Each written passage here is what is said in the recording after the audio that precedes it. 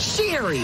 We started off the week on quite the busy note yesterday between weather, which got pretty bad for a lot of people last night, yesterday evening, or really, I mean, we had straight line wind damage even before the evening hours came about. But also we had several court hearings that were a really big deal yesterday, whether it was here at home in Chicago or on the East Coast in D.C., having to do with the White House Correspondents' Dinner.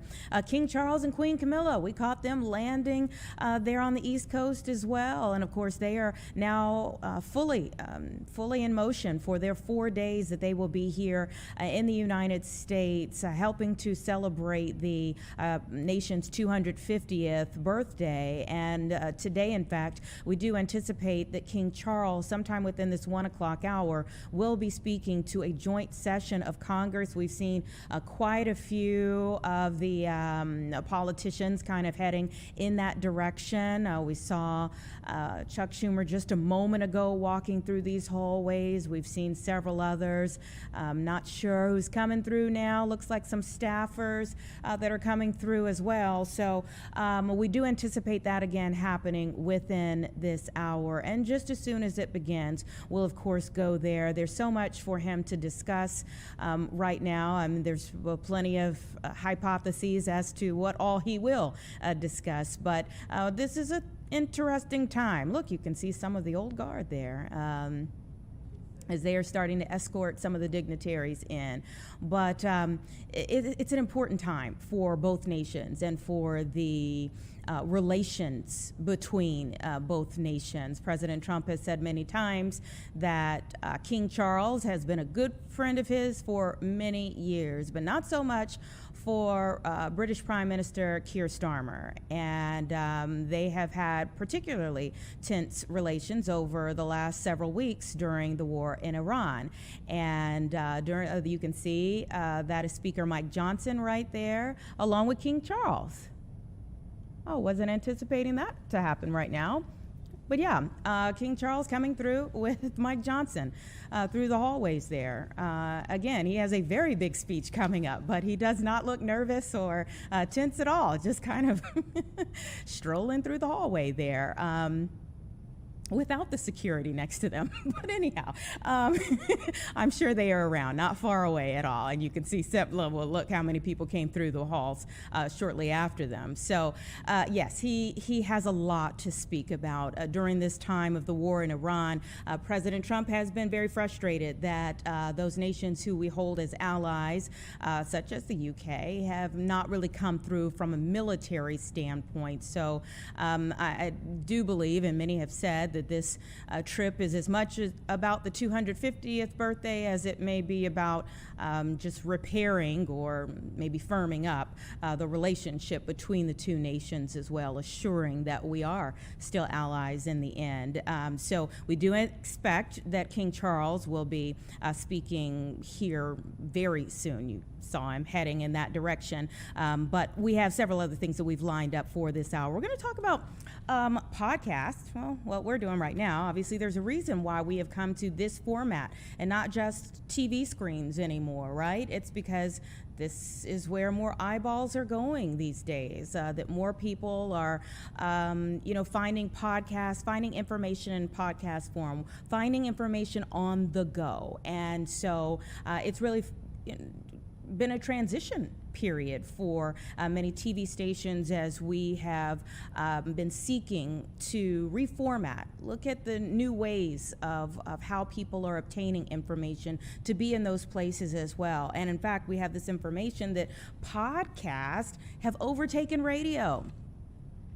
You think about several years ago, and radio was bigger than TV. Of course, then TV comes around and kind of overtakes that, and now podcasts have overtaken the radio space. More people who are tuning into podcasts every day than to radio stations. If we're really being honest, I don't know the last time that I tuned into maybe an FM station, AM or FM station, but podcasts. I mean, people are tuning into them every day. So we're going to have that conversation. We have a director of research for the Edison Research who's going to be talking about the new numbers that are out, the trends that they're seeing. Again, for AM and FM radio, what's happening now to adjust for that in the radio sphere, and a little bit more of the information that they're getting in. Okay, here is a joint meeting now. You can see House Speaker Mike Johnson sitting down with the Prime Minister, with King Charles, and you can also see several other dignitaries who are in the room. Let's see if we can listen in to a bit of this. It looks like they're just taking a picture at the moment. Yes, all across the country. So each member in the House represents about 760,000. So it looks like maybe more of a photo op at the moment, with representatives from each branch. You can see there. The hallway is full, but more of a photo op at the moment. So you see there were a few Democrats in the room as well as Republicans in the room. House Speaker Mike Johnson was sitting with King Charles. Again, he is expected to speak very soon. And it did sound like when we just kind of opened up that mic there that that Mike Johnson was giving some information to King Charles about understanding our democracy and the representation from the House. He was talking about how many people each representative typically has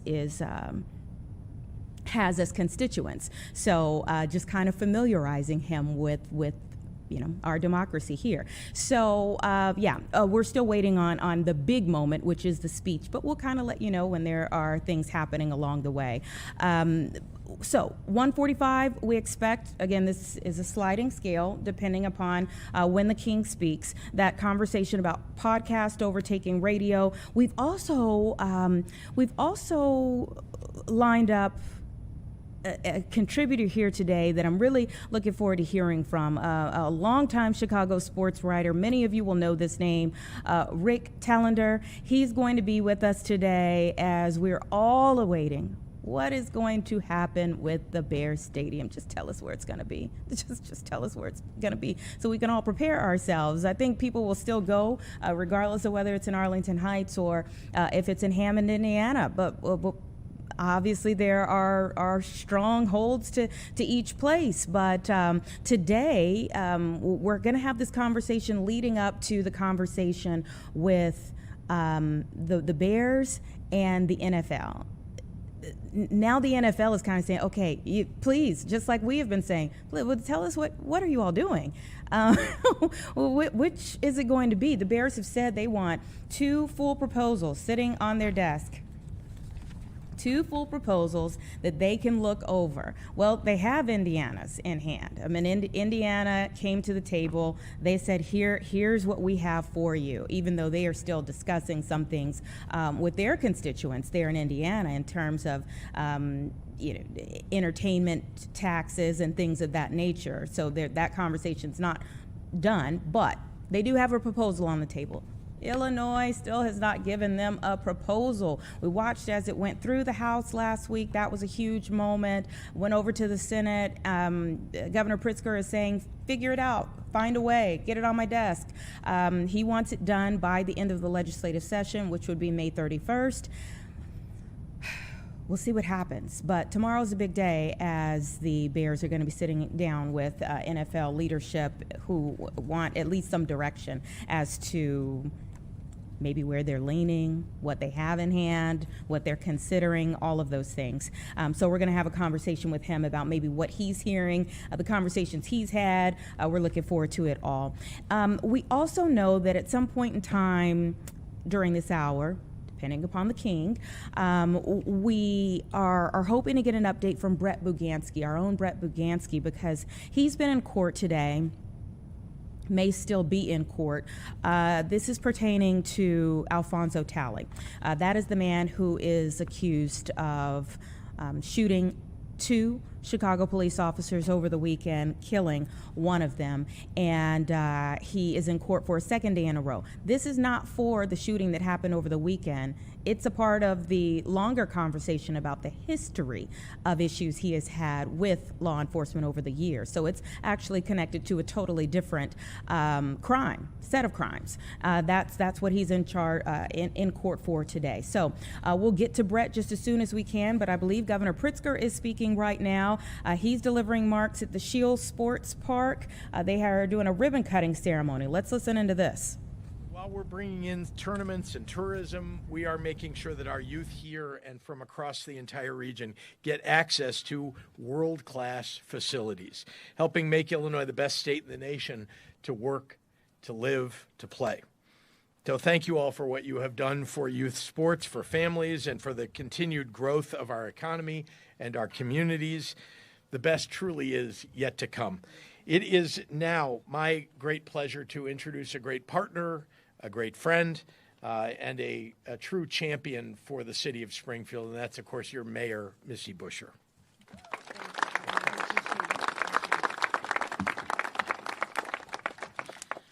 Special shout out to Governor Pritzker. Thank you for being here for our ribbon cutting to let the community see what's going on out here. And I also need to give the governor just a huge shout out for all he's invested in our community.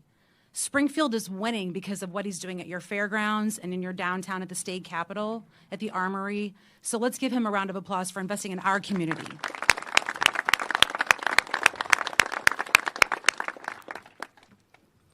I want to thank all of the city officials who are here in attendance. I see many of you, aldermen, elected officials. I see previous elected officials here as well in the back. So thank you for being here. Scott Dahl, Convention and Visitors Bureau, Police Chief. There's so many people here to thank. But more than anything, what I need to thank is you, the community. That's what Springfield is, community. You are what make us a great city. When visitors come and talk to me, they say, people are so kind here. That's you. You're the community. You're the reason this happened. All of you standing here.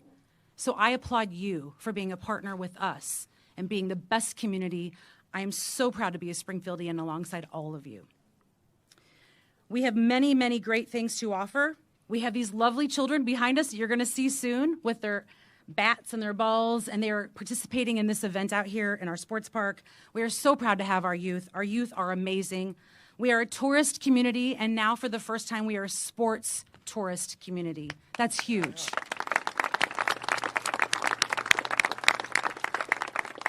No one can take Leakin from us, and now no one can take this dome from us. So thank you, Stephen, Dirk. I appreciate that. This park is going to lead to about $25 million in additional spending in our community. It will show that people are going to reserve 30,000 or more hotel nights in our community because of this park. As a former bank executive, I need to tell the banks that actually got behind this project that I met with religiously to make sure we got this off the ground, thank you for your partnerships. Those of you that don't know from the community, several banks in our community had to come together to make the financing happen because it's such a large project. And we have small community banks. So thank you for being partners in the Springfield community and our banking. Thank you. The day after I won my election, I called Ryan McCready and said, how do we get this thing off the ground? So now I am honored to bring up Ryan McCready to tell you how we got this thing off the ground.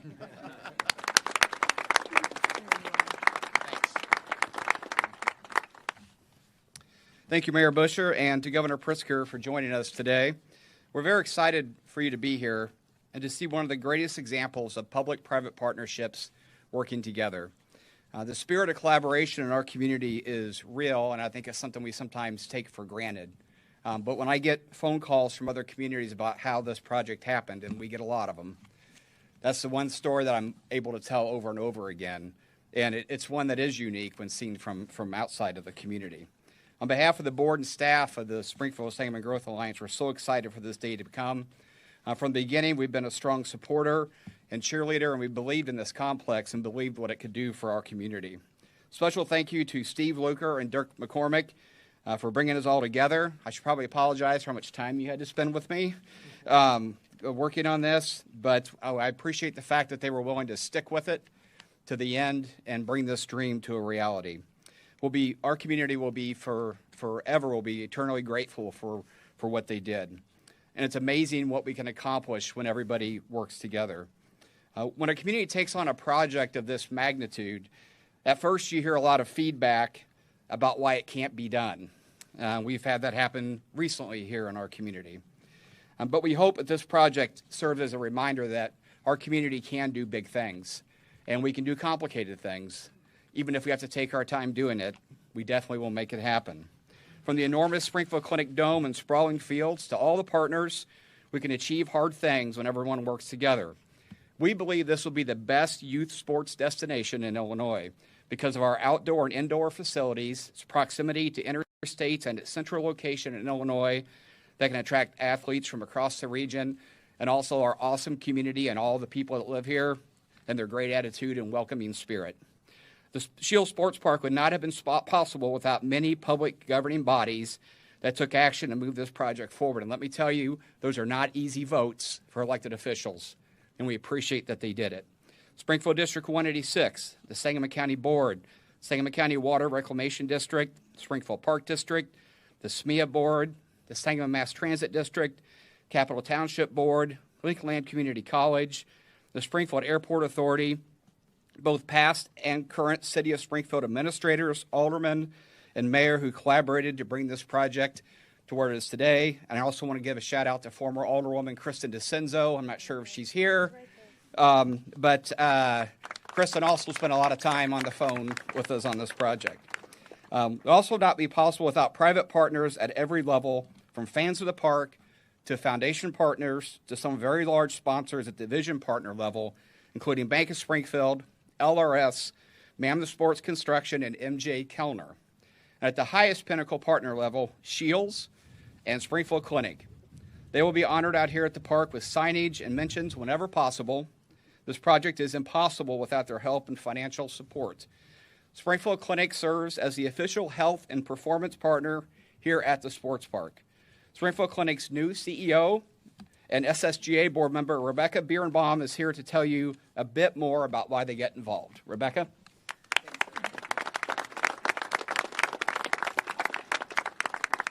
Thank you. Good afternoon, everyone. So I've only been on the job for about 6 weeks, so I have a confession to make. When I came to Springfield scouting the city to determine whether I wanted this job, I came in from the south and I saw this huge white bubble. And I thought to myself, what in the world is that? And a few minutes later, I learned that that was the Springfield Clinic Dome. The organization that I was being recruited to lead had put its name on the largest air-supported sports dome in the world.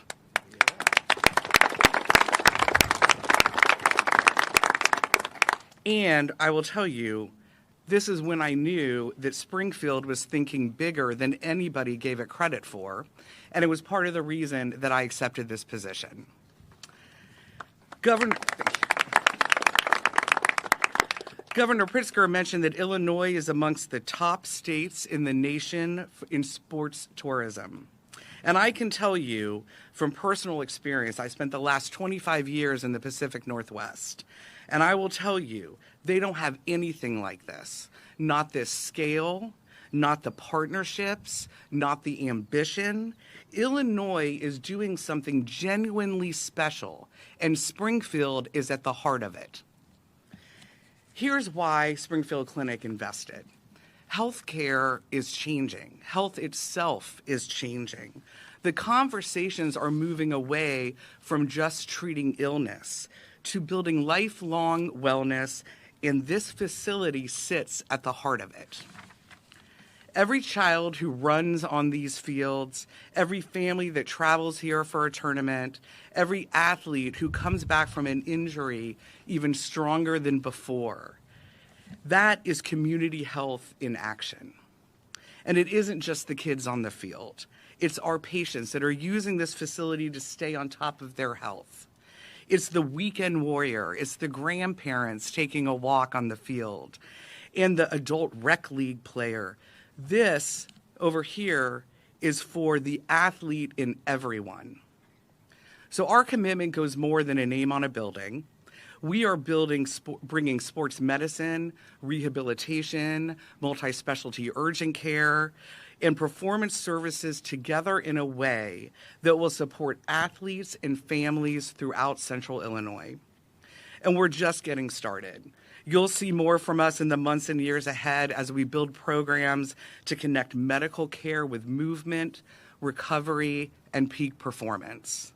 So to everyone who uses this facility, whatever your sport, whatever your age, our team is honored to help you to be the official health and performance partner of Shield Sports Park. To the partners who made this possible today, thank you. And to anyone still considering whether or not to get involved, the door is open. Please come build something with us. So now I'd like to introduce one of the major user groups out here, Springfield District 186.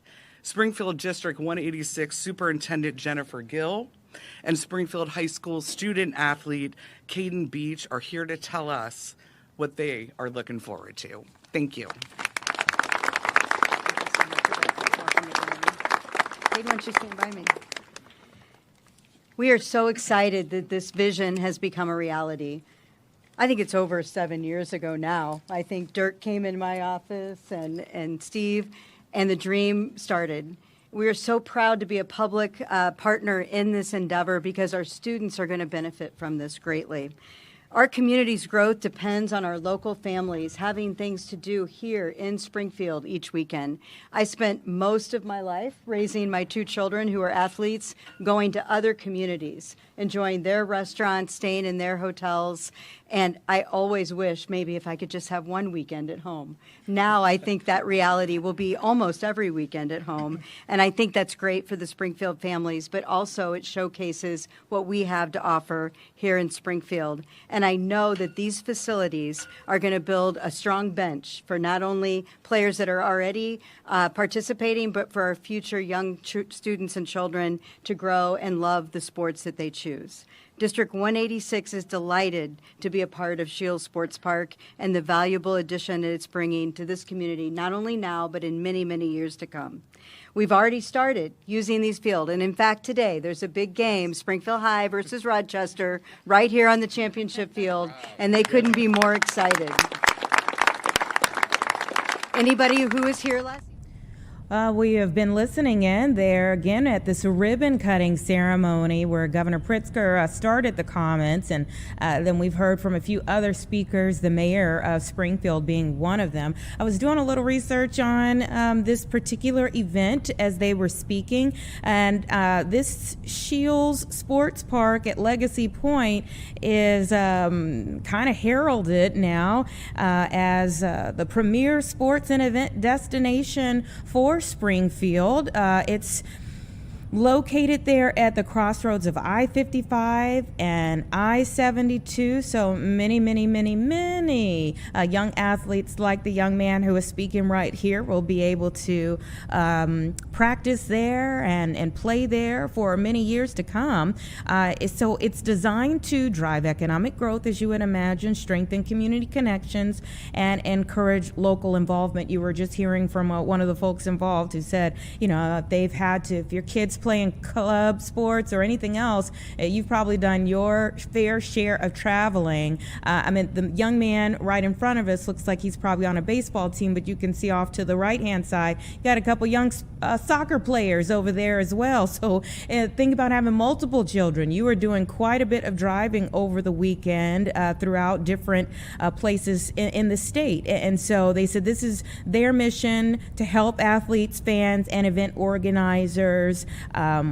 This is one of the nation's largest indoor domes that they'll have there, and then also the outdoor fields that'll be there as well that they'll be able to take advantage of first, as you would imagine.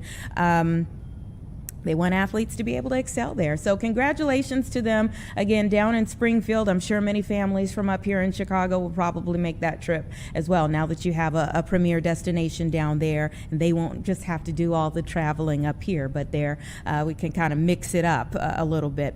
Listen, I told you we were waiting on several different live events, one of them being at the courthouse, and we've just been getting in some new information that we do anticipate that State's Attorney Eileen O'Neill Burke will be speaking momentarily. I told you all yesterday that whenever the media has a setup like this, that's called a rake. And usually if there's going to be a high-profile speaker, you'll have a rake where they will just step up to the rake to be able to talk to all of us at once instead of doing a multitude of different interviews. This is as we all wait for what happens in court today for the man who was accused of shooting two police officers over the weekend, Chicago police officers over the weekend, killing one of them and severely critically injuring the second one. They were taking Alfonso Talley, who's 27 years old, to the hospital, Swedish hospital, for an evaluation. And this is kind of why you say that no event, no day, no interaction for law enforcement officers is ever really routine.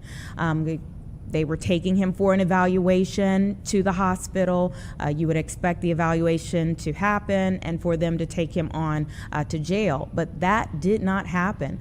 They took him into the hospital. Somehow he was able to get a gun into the hospital. Still lots of questions about all of this. And he shot and killed John Bartholomew and severely injured a second Chicago police officer. Made it out of the hospital in just a hospital gown. And as police swarmed the area, the neighborhood, they found the gown, they found other small items, and then eventually they found Alfonso Talley naked, hiding in the neighborhood, the nearby neighborhood there. So obviously, our thoughts and prayers are with the families of these Chicago police officers. But as we get in new information, more information, and so many questions about how that happened and why it happened, and there's another court appearance. Yesterday, we had the initial court appearance for Alfonso Talley on the murder charge and the attempted murder charge.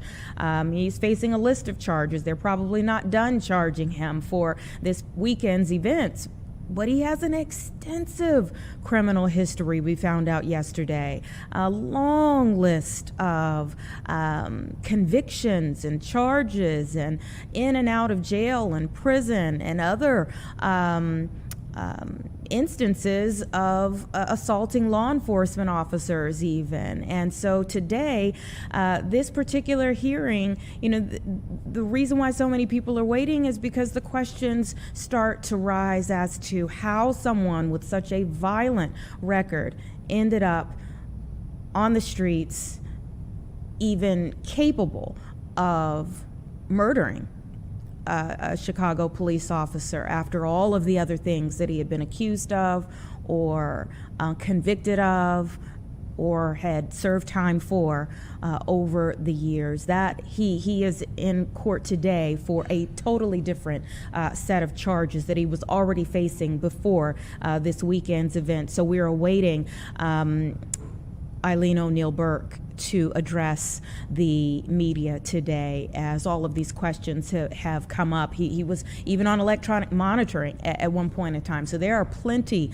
of questions that people have as to how how we got to this point. And we don't know exactly what she'll address, what she'll say, but we have a list of questions for her for sure, or a representative of her office, whomever is sent to that rake there to speak to the media today. We're all waiting to hear what they have to say. One, about today's proceedings, but then also about this weekend's events, and really how to make the system better going forward. I think everyone can see that it should not have happened, but then there are questions about how to make the system better going forward. And so again, we are waiting to hear from them just as soon as they get out of court. Again, our own Brett Bugansky is there inside of the courtroom. And so not only are we waiting to hear from Eileen O'Neill Burke, our state's attorney, but we may be able to pull on Brett as well and get a better picture of what he's working on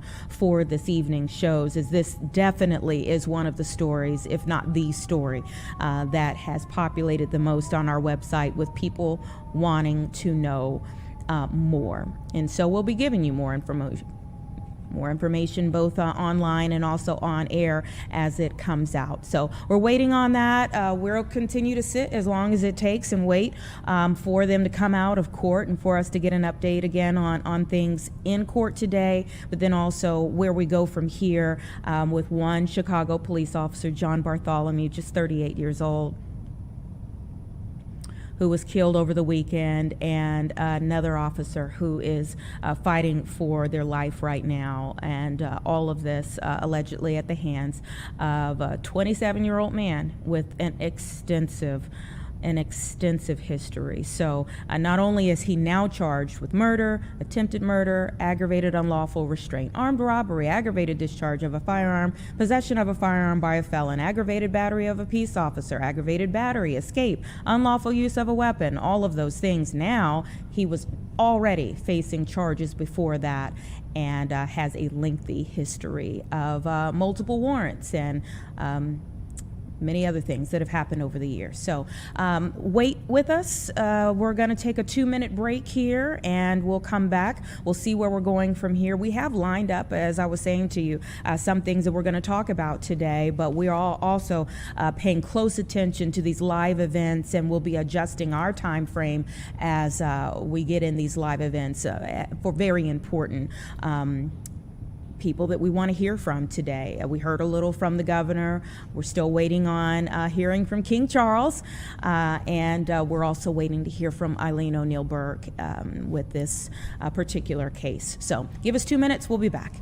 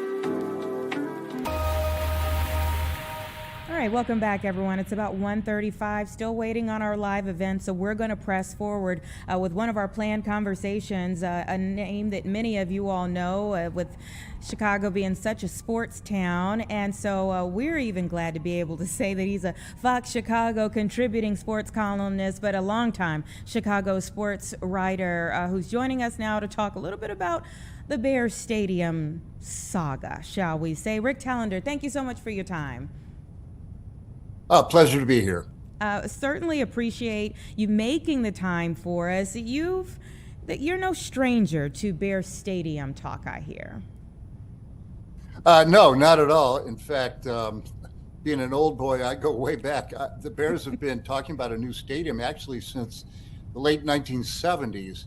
And when they used to be in Wrigley Field, people forget that, and they needed to leave there because it didn't have lights. And we know Wrigley Field didn't get lights until the late 80s. They needed them for Monday Night Football. So Soldier Field was always kind of a stopgap. And I remember talking to Michael McCaskey, the president of the Bears, back in, it's got to be late 80s, showed me a plan for a new stadium. And it was somewhere in some suburb. I don't even know where. But it's been going on forever. Now, you said some suburb, you don't know where. Was there ever a conversation about Arlington Heights before the last few years? Not that I know of. I think there were places like Addison, Illinois, and I don't know that Indiana ever came into it, but people were talking about everywhere. Any place that had a road that went there. It's ridiculous the amount of places they've talked about in Chicago, on the lakefront, at Michael Reese, whatever it is, lot 68, somewhere the railroad yards. It's just been on. And I remember when the Bears were they were redoing Soldier Field, and the Bears were playing at the University of Illinois, having to travel to Champaign for games. We've come a long way, and yet it feels like we're kind of running in circles with this conversation. Do you think this time will be any different? I think so, because now you've got something that really is a major factor, and that's not just moving to a suburb, but it's moving to another state. And the Bears playing in Indiana is a philosophical bridge just a little too far. I mean, it may be close to the south side of Chicago, but Hammond, Indiana, no, it just doesn't work. And so, yes, it's kind of desperation time, but they don't do anything until it's it's brinksmanship is what it is. Listen, I want to see if we can fix your camera. Okay. We want to be able to see you, man. Yeah, I know. I need to be seen. I think it says low bandwidth. Now, I have no idea what that means. Okay. What can I do? They said it looks like something may be sitting in front of it. Oh. Hello. There you are. It's like when the engineers come to you and they're like, have you tried unplugging and plugging it back in? At last resort, hit it with a hammer. Turn it off, turn it back on. You'll be fine. Great to see you. Great. I'm sorry. It's okay. It's all right. We were having a great conversation, but they're like, can we see him? We'd love to see him. I'm not sure you want to, but here I am. So let's continue because you're such a wealth of information. So now that we have Indiana in hand for the Bears, do you feel like, it's not like everything kind of was a smooth sailing ride through the Illinois legislature. What do you think is the biggest holdup on our end? Well, it's clear with any stadium deal, it's about money. Everything's always about money, no matter what anybody ever says, that's it. And this is it's for taxpayers. Who has to pay for this? What will the citizens pay? Because we can't forget the main element here. The Chicago Bears are not ours. They don't belong to us. They have Chicago in front of them. They've been here for over 100 years. We like to think of them as ours, but they're a private business owned by the McCaskies and others worth over $8 billion. We don't share in that. Now, Chicago will do a lot to keep industry in the city, you know, whether it's United Airlines or Boeing or McDonald's. We need those things. They're employers. They're good for the city. They're good for our reputation. The thing about a professional football team is, and a basketball team and a baseball team, is that you're essentially getting a part of a cartel. You can't join the NFL. They won't let you. They haven't had a new member in over 20 years, and there's 32 teams, and the population of the United States has increased by 30 million or something in that time, but you can't get into this closed circle. So they have you, they got you by the neck. If you want the team, they can threaten to leave. That's their right, because they're a private entity. They don't belong to us, and people have to remember that. So if you want to keep them, you're going to have to pay for it. How much do you pay? We got a lot of nonsense through the years. The stadiums create all these jobs and they're wonderful for the economy. That's really been proven not to be true. They're okay, but they're a giant eyesore that takes up a huge amount of land, and somebody's going to be inconvenienced, and the people of Chicago need to be able to get there, and they need tax relief. All these things they're talking about in the U.S., in the Illinois House and Senate right now. And the guy that's, I find it interesting. The guy's trying to push this through besides the Bears, Ryan Poles and Kevin Warren and George McCaskey. Cam Buckner is a representative and a Democrat from Chicago. And I remember him. He was a defensive lineman, defensive end or tackle for the University of Illinois. Mm-hmm. So this would be a great feather in his football cap if he can push this thing through. But nobody wants to get locked into one of these horrible deals where the state of Illinois or the city of Chicago or even Arlington Heights will be paying through the nose for years and years and years. But to lose them to Hammond, Indiana, or Gary or God knows where, Gobbler's Knob, Indiana, would just be horrible for the city of Chicago. And Pritzker and all these guys, they know that now. Yeah, I mean, not just bad for the city of Chicago, bad for the state. Yeah. Illinois, hello. Do you think that, the Kansas City Chiefs kind of did it on the sly because at least they moved to a city that still has the same name in a different state. But do you think ultimately, if they were to move to Indiana, a name change would have to happen? No, it would be so weird. Listen, look, the Big Ten Conference has 18 teams in it. Yeah. They didn't change the name to the Big 18. There are many teams in the NFL that do not play in the city they're named for. The San Francisco, the Giants, they play in Santa Clara. The New York Jets and New York Giants haven't played in the state or city of New York for years and years. They play in New Jersey. The New England Patriots are not in Boston. Miami Dolphins are not in Miami. I think they're in Miami Gardens. They're in a suburb.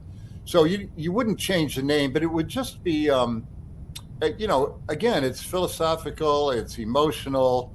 It just doesn't feel right. And I can see the people of Indiana bragging about our Chicago Bears. Oh, yeah. Maybe that's a silly reason to be against them leaving, but I'm telling you, they will never find a better place than Arlington Heights if they could just work that out. Well, and they own the property, 326 acres. They've owned it for 3 years. Yeah, yes, we would have to hear the jokes for quite some time, but even about the song, are you still? They've already started to say this. Are they the pride of Illinois? Oh, my God. Oh, bear down, Chicago Bears. The pride of Illinois. I don't sing that song, but yeah, that's got to be changed. Maybe we can get the Indianapolis Colts to come here. Ooh. If people can start sniping teams, hey, come on over. Spicy. So how do you think this factors into, this has been such a huge conversation that we have continued to talk about, mainly as the season was ramping up, this, as you said, it's nothing new.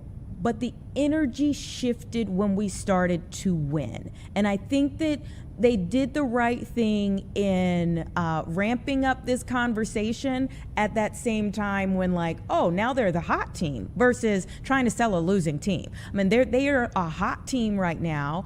Everyone would love to have them. As you can see, everyone is grasping.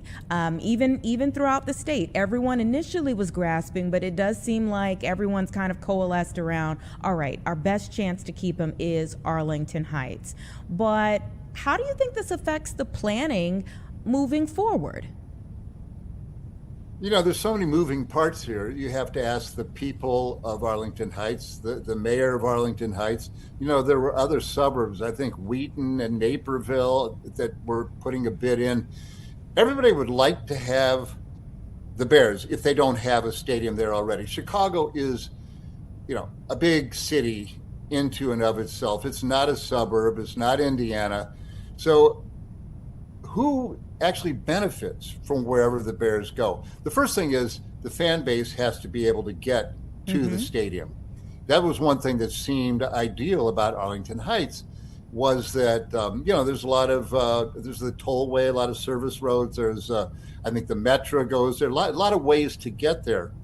Hammond, Indiana, I guess there's a lot of ways to get there. Of course, if the Bears were to build downtown somewhere on the lakefront, you know, they've been there for a long time, but that's not really truly convenient when you get down to it. Chicago doesn't need the Bears downtown to bring people to Chicago. These other places want that. So then you get things like the teachers' unions and the, you know, the homeowners who want relief. They don't want somebody saying, hey, your taxes are going to go up to pay for the Chicago Bears to have this stadium, so they can make money and also their team will accrue in value.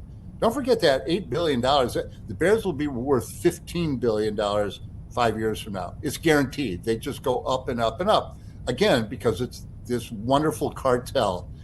And a team that's lousy will not stay lousy forever. This whole thing is rigged. The worse you are, the higher your draft picks.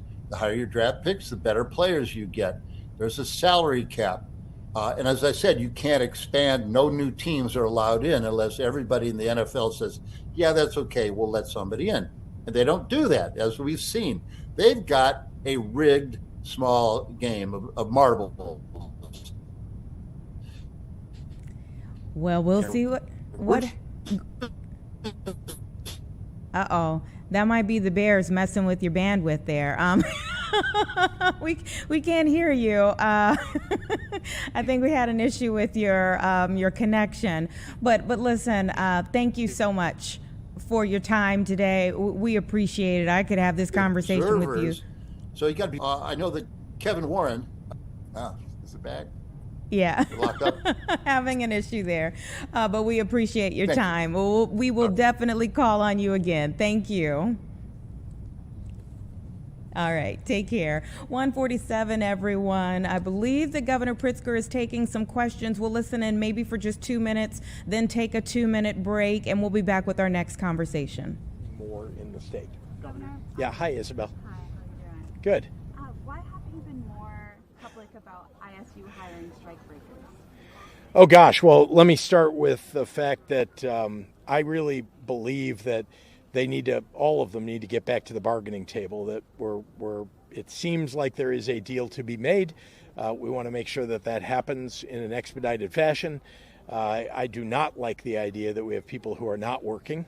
And I'm believe me, I stand, as you know, I've spent the last 7.5 years increasing the amount of funding that our universities get, making sure that we have more money for MAP grants, for AIM High grants, making sure that we're lifting up our university systems across the state. And so that makes it easier for them, of course, to pay people a decent wage, to be able to come to an agreement.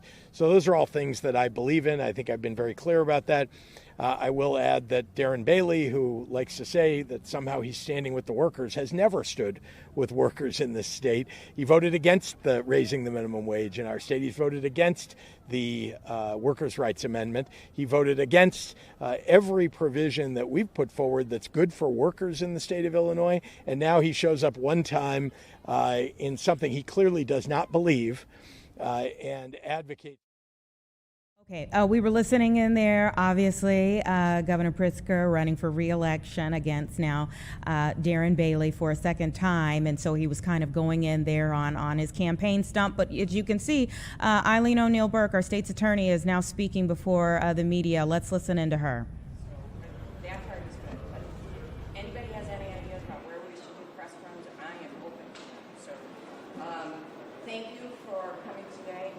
Once again, we are reminded of what it means to take the oath to protect and serve. Officer Bartholomew took that oath and he gave his life to the city. We're also reminded that since I took this job 16 months ago, I have been screaming about electronic monitoring. Electronic monitoring is not an alternative to detention. It does not keep people safe. When the state's attorney's office asks for detention, we ask for detention because we believe that person presents a danger to the public. If we're not asking for detention, I don't care if they are monitored or not. They can go about their lives and get ready for trial. But if we ask for detention, we make sure that we put every bit of information in front of a judge to establish why we believe this person presents a danger, as we did in this case. We established that he had 4 pending violent felonies, and in spite of that, he was placed on electronic monitoring. Electronic monitoring system is broken. It does not work. It is not keeping people safe. So the state's attorney's office is going to continue to ask for detention each and every time we believe someone is I think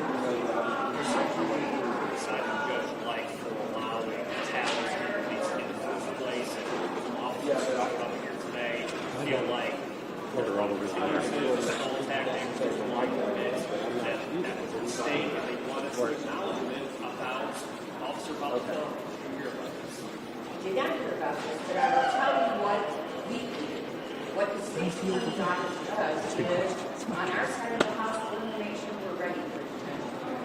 We've embedded investigators. Yeah, I don't mind breaking it down, but our attorneys getting as much information as possible about the defendant, not just the criminal history, but had they been on electronic monitoring before? Had they violated the conditions of electronic monitoring before? Don't worry. If they haven't, clearly not a good.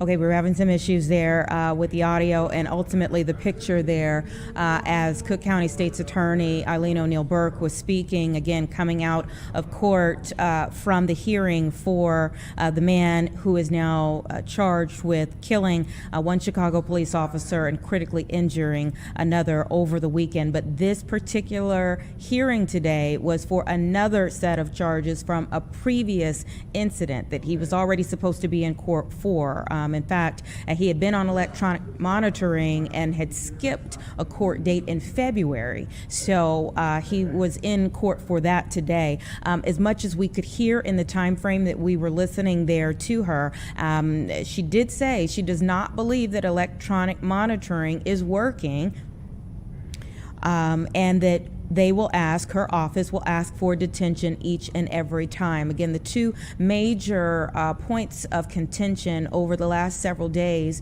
as a result of this horrible incident that took place over the weekend there at Swedish Hospital and in the neighborhood was the fact that this man has an extensive, he's only 27, but he has an extensive criminal history that does include attacks on law enforcement before this.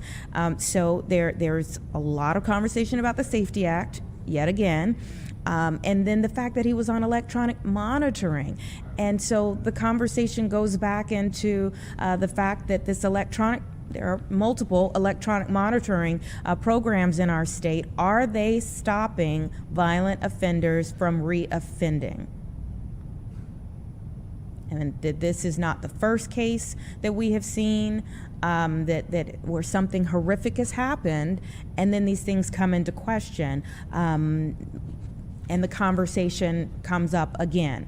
But will change come from these instances, I think, is what everyone is looking for at this point in time. So again, we apologize for the audio issues that we were having there. I'm not sure if we can get them fixed in the time frame that she is speaking, but those were the two things that we could hear very clearly from her, as our own Brett Bugansky was there on the side. Maybe we can even work on getting Brett here on the show so that we can, even though we're not able to hear Cook County State's Attorney Eileen O'Neill Burke, clearly we would at least be able to get an update from Brett as to what she said in this particular news conference. It's important that we hear from her right now at a time when so many questions are being raised. So we certainly hope that we'll hopefully get Brett so that we can get more clarity as to her position on things, because she plays a large role in the overall picture that we will see moving forward. I mean,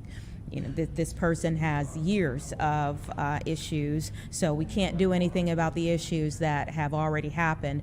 But it is important that we, the media, question all of the stakeholders, whether that's the judge's office and their electronic monitoring, whether that's the state's attorney's office and how they go about charging things and making sure that people are held accountable for things. There are many stakeholders in the full system that we are going to be asking questions of in the days where we now prepare for yet another funeral for one of our Chicago police officers, and continue to hold out hope and faith that the officer who is in the hospital right now will heal, fully heal. But our thoughts and prayers are with both families right now, the family of Officer Bartholomew and also the officer who has not been named, who is in the hospital right now. Hopefully we'll be able to get Brett. We do have our next guest who is on the line, so while we wait and see if we can maybe circle back to that, let's go ahead and bring in Laura Ivey, who is standing by. She is a director of research for Edison Research at SSRS, and we're kind of talking about the fact that podcasts have just really boomed in terms. Okay, all right. That podcasts have really boomed in terms of their popularity. It does appear that we have lost her interview. So here's what we're going to do, all right? We're going to take a 2-minute break, and we're going to work on getting maybe Brett back into the newscast here. Give us 2 minutes, and we'll firm up where we're going from here. Thank you so much for bearing with us again. Apologies on the audio for the Cook County State's Attorney, but let's give it 2 minutes, and we'll reset and bring you some more information coming up after that.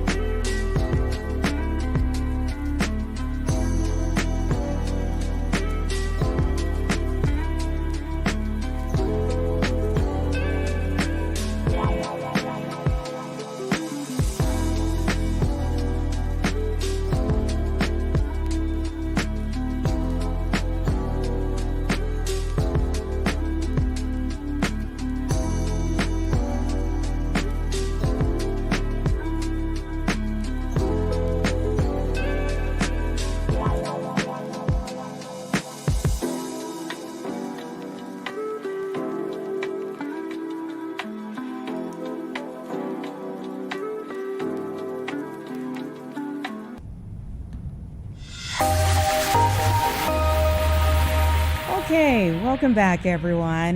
Boy, what an hour we have had. Our first hour has been quite eventful. As we go now into the 2 o'clock hour, what we are waiting for at this moment is King Charles to address a joint session of Congress. And you can see they have all gathered there. In the first hour, King Charles met with Speaker Johnson, and they went into closed quarters where they, for the moment that we could see, had a photo op, and as much as we could hear, not having a full mic in the room, as much as we could hear, just making some small pleasantries there. Mike Johnson was kind of telling him a little bit about how our Congress works and how representation in our country works. You can see Speaker Johnson now here alongside Vice President Vance, and they are awaiting the King and also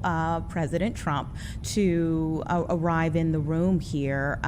That should be happening momentarily. The King is going to be addressing this joint session of Congress at a time that is really important for both nations. Obviously, this 4-day trip comes at a moment when the UK and the US are celebrating the 250th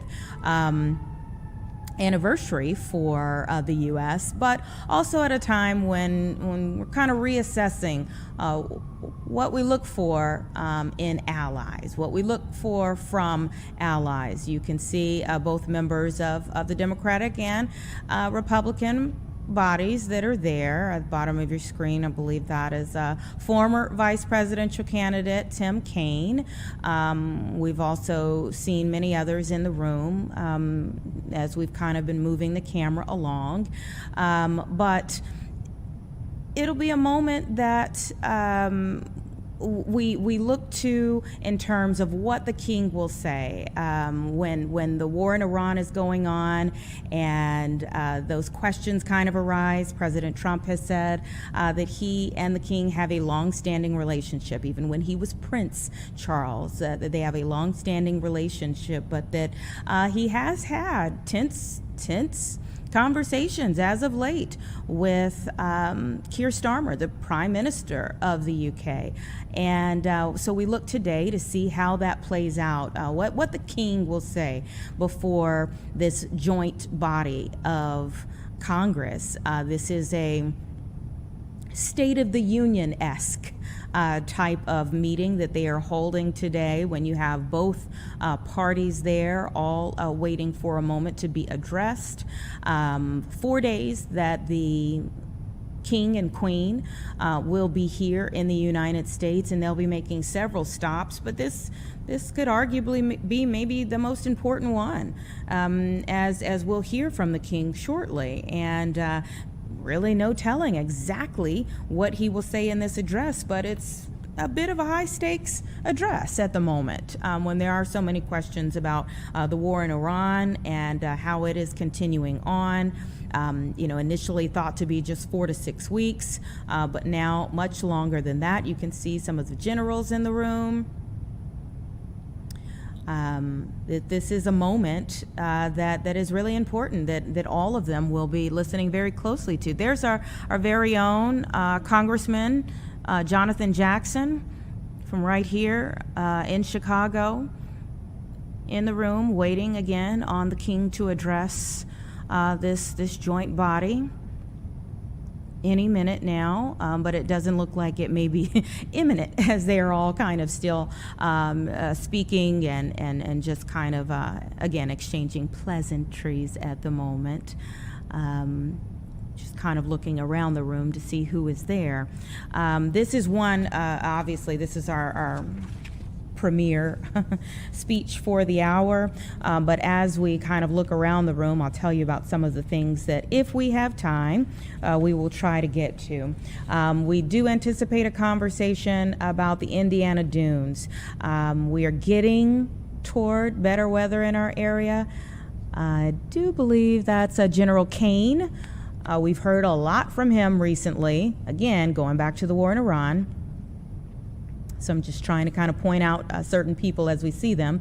But he is one of many, many generals that are in the room, along with all of the politicians who are there as well. 2:45, we anticipate possibly having the Indiana Dunes tour conversation, and that will be with the director of the Northwest Field Office for Indiana Landmarks. That's Josh Hawley there on the left-hand side. This conversation really that we're anticipating for 2:45 is about two opportunities for people to learn more about different architectural styles and the people who use them at the Indiana Dunes National Park. You know, we often think about going to the Indiana Dunes for just a little time for a respite, but there's a lot of history there as well. So again, if we have time, depending upon the king, we hope that we'll be able to get to a discussion about the Indiana Dunes tours. Yesterday's weather would make it a little tricky, but obviously we'll get to better days where we'll be able to get out more and enjoy the environment a little bit more. And so this will give us an opportunity to learn about the things we'll be able to get to when spring is in full effect and the summer months come around when you want to head out to the Indiana Dunes. All right, looks like they are addressing the door now.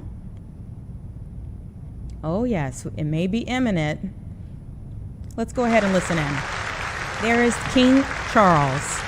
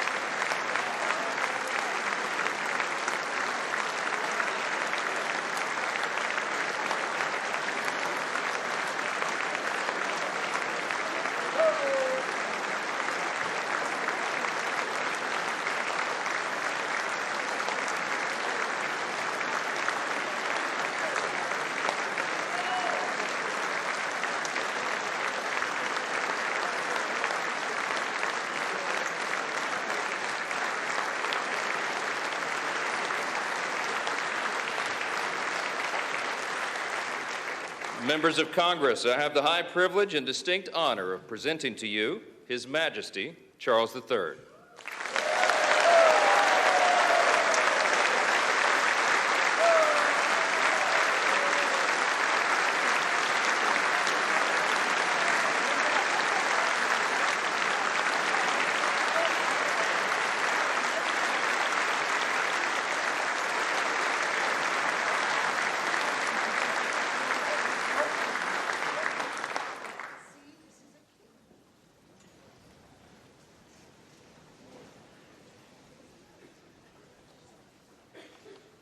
Mr. Vice President, Mr. Speaker, members of Congress, representatives of the American people across all states, territories, cities, and communities. I would like, if I may, to take this opportunity to express my particular gratitude to you all for the great honor of addressing this joint meeting of Congress, and on behalf of the Queen and myself, to thank the American people for welcoming us to the United States to mark this semi-quincentennial year of the Declaration of Independence. And for all of that time,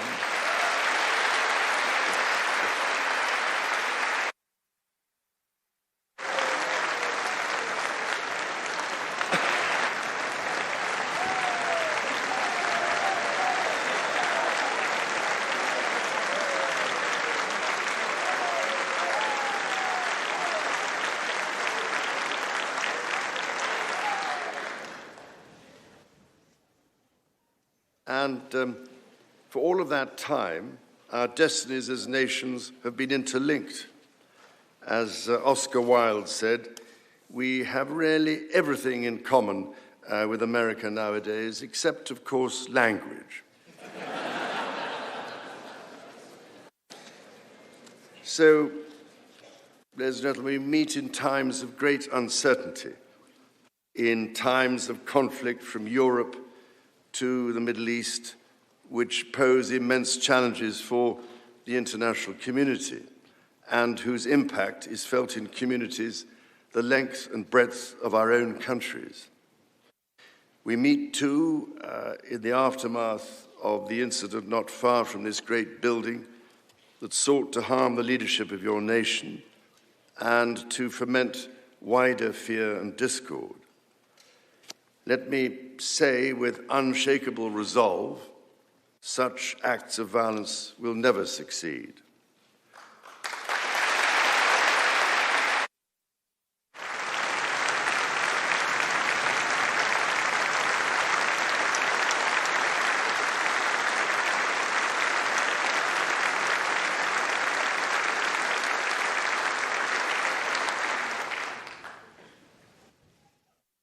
Whatever our differences, whatever disagreements we may have, we stand united in our commitment to uphold democracy, to protect all our people from harm, and to salute the courage of those who daily risk their lives in the service of our countries.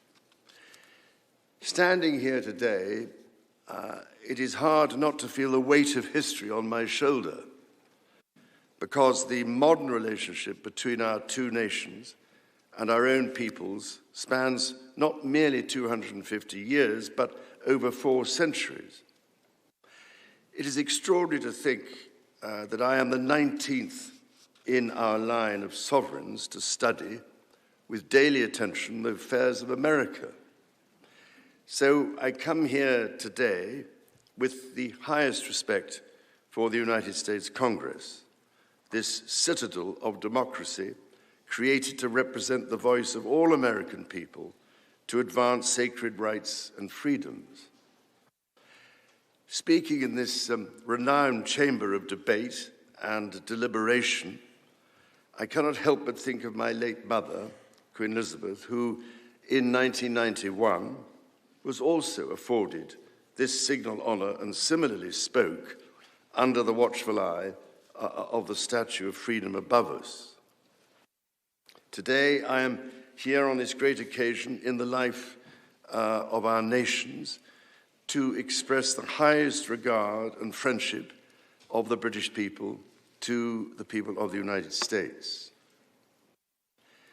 Now, as you may know, when I address my own Parliament at Westminster, we still follow an age-old tradition and take a member of Parliament hostage, holding him or her at Buckingham Palace until I am safely returned.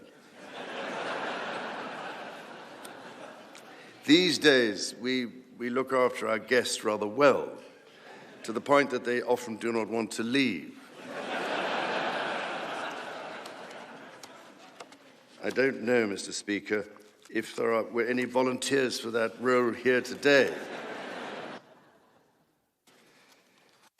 As I look back across the centuries, Mr. Speaker, there emerge certain patterns, certain self-evident truths from which we can learn and draw mutual strength.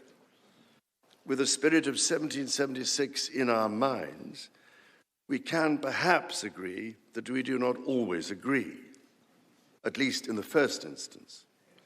Indeed, the very principle on which your Congress was founded, no taxation without representation, was at once a fundamental disagreement between us, and at the same time a shared democratic value which you inherited from us. Ours is a partnership born out of dispute, but no less strong for it. So perhaps in this example, we can discern that our nations are in fact instinctively like-minded, a product of the common democratic, legal, and social traditions in which our governance is rooted to this day.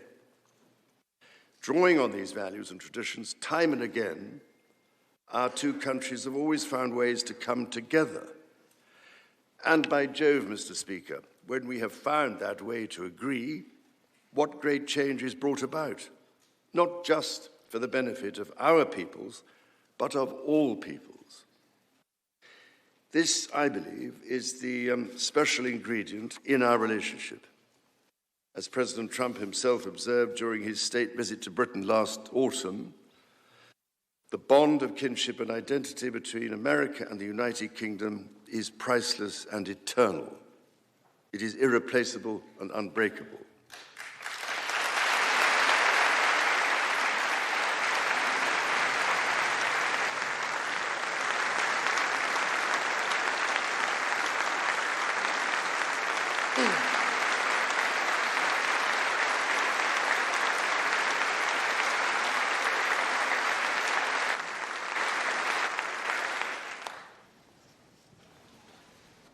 Mr. Speaker, this is by no means my first visit to Washington, D.C., the capital of this great republic.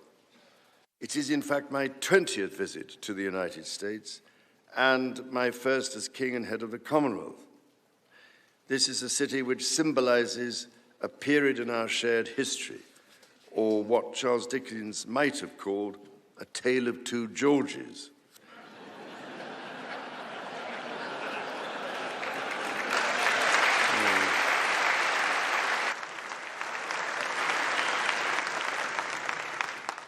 First President, George Washington, and my 5 times great-grandfather, King George III. King George, as you know, never set foot in America, and please rest assured, ladies and gentlemen, I am not here as part of some cunning rearguard action.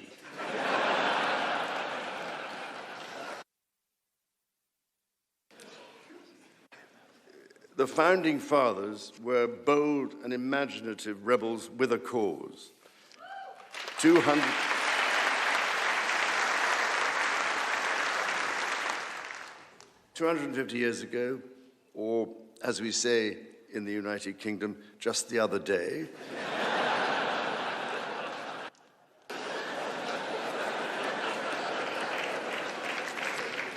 they declared independence. By balancing contending forces and drawing strength in diversity, they united 13 disparate colonies to forge a nation on the revolutionary idea of life, liberty, and the pursuit of happiness. They carried with them and carried forward the great inheritance of the British Enlightenment, as well as the ideals which had an even deeper history in English common law and Magna Carta.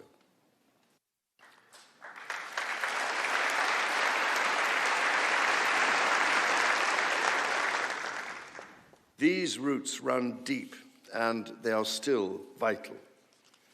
Our Declaration of Rights of 1689 was not only the foundation of our constitutional monarchy, but also provided the source of so many of the principles reiterated, often verbatim, in the American Bill of Rights of 1791. And those roots go even further back in history. The US Supreme Court Historical Society has calculated that Magna Carta is cited in at least 160 Supreme Court cases since 1789, not least as the foundation of the principle that executive power is subject to checks and balances.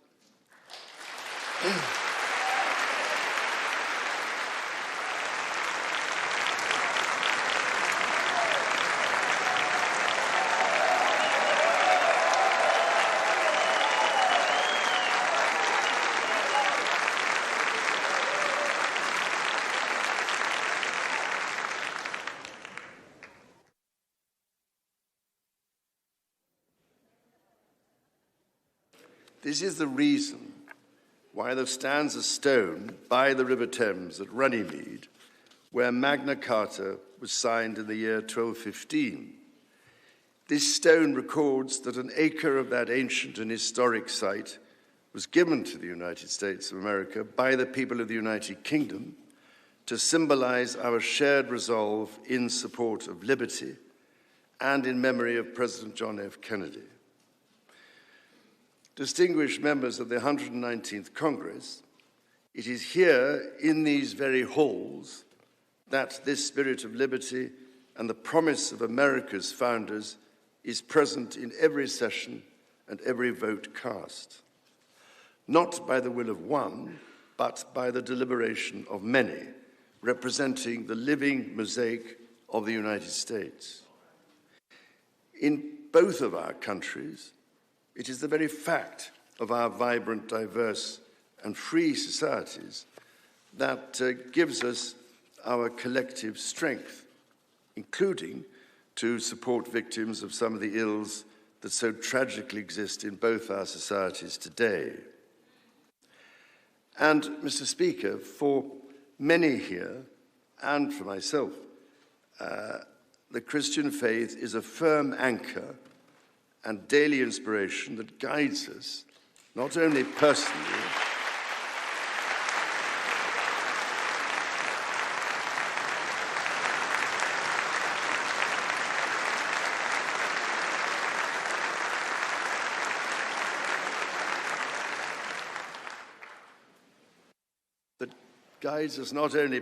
but together as members of our community.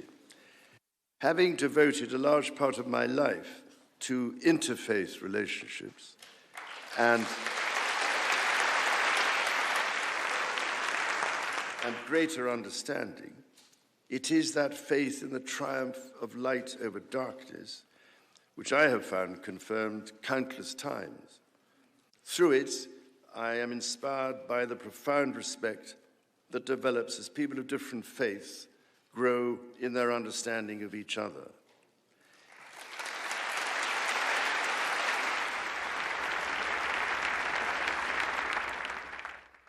It is why, it is my hope, my prayer, that in these turbulent times, working together and with our international partners, we can stem the beating of plowshares into swords. I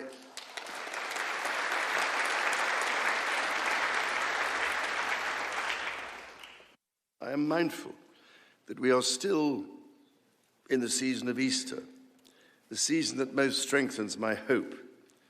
It is why I believe with all my heart that the essence of our two nations is a generosity of spirit and a duty to foster compassion, to promote peace, to deepen mutual understanding, and to value all people of all faiths and of none.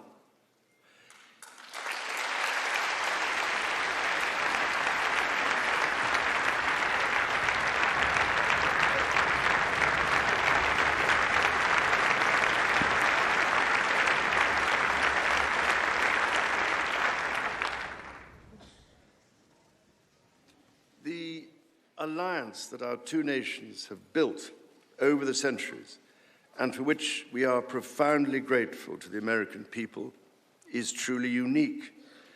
And that alliance is part of what Henry Kissinger described as Kennedy's soaring vision of an Atlantic partnership based on twin pillars, Europe and America. That partnership, I believe, Mr. Speaker, is more important today than it has ever been.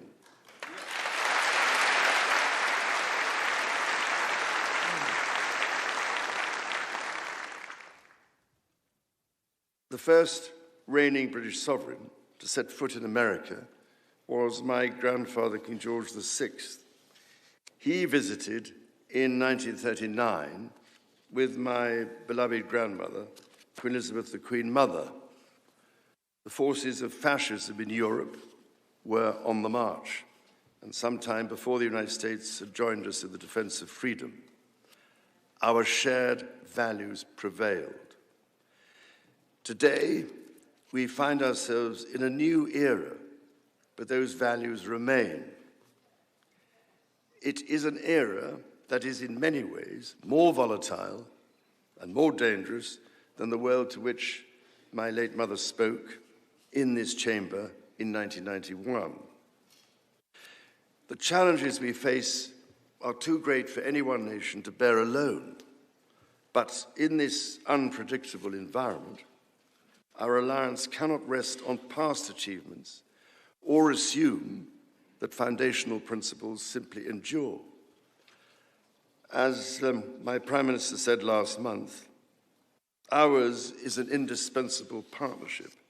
We must not disregard everything that has sustained us for the last 80 years. Instead, we must build on it.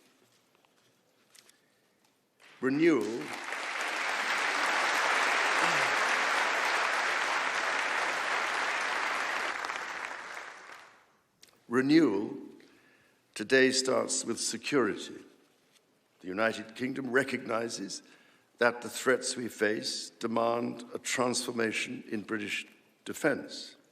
That is why our country, in order to be fit for the future, has committed to the biggest sustained increase in defense spending since the Cold War, during part of which, over 50 years ago, I served with immense pride in the Royal Navy, following in the naval footsteps of my father, Prince Philip, Duke of Edinburgh, my grandfather, King George VI, my great-uncle, Lord Mountbatten, and my great-grandfather, King George V.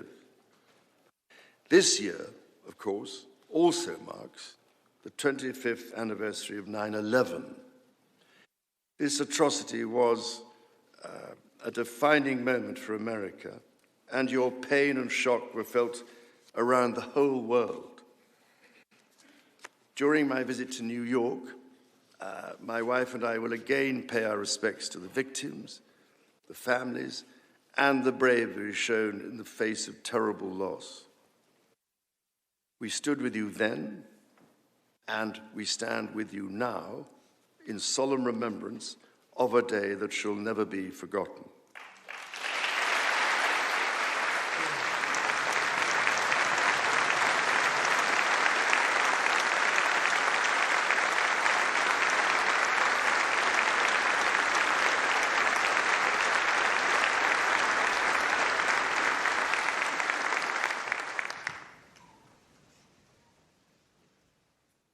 In the immediate aftermath of 9/11, when NATO invoked Article 5 for the first time, and the United Nations Security Council was united in the face of terror, we answered the call together, as our people have done so for more than a century, shoulder to shoulder through 2 world wars, the Cold War, Afghanistan, and moments that have defined our shared security.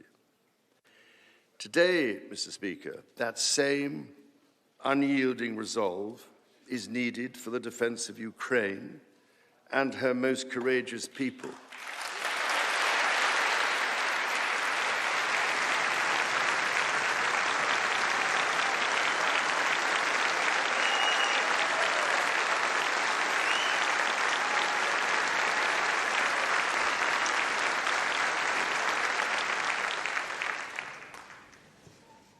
It is needed in order to secure a truly just and lasting peace. From the depths of the Atlantic to the disastrously melting ice caps of the Arctic, the commitment and expertise of the United States Armed Forces and its allies lie at the heart of NATO, pledged to each other's defense, protecting our citizens and interests, keeping North Americans and Europeans safe from our common adversaries. Our defense, intelligence, and security ties are hardwired together through relationships measured not in years, but in decades. Today, thousands of US service personnel, defense officials and their families are stationed in the United Kingdom, as British personnel serve with equal pride across 30 American states. We are building F-35s together, and we have agreed the most ambitious submarine program in history, AUKUS.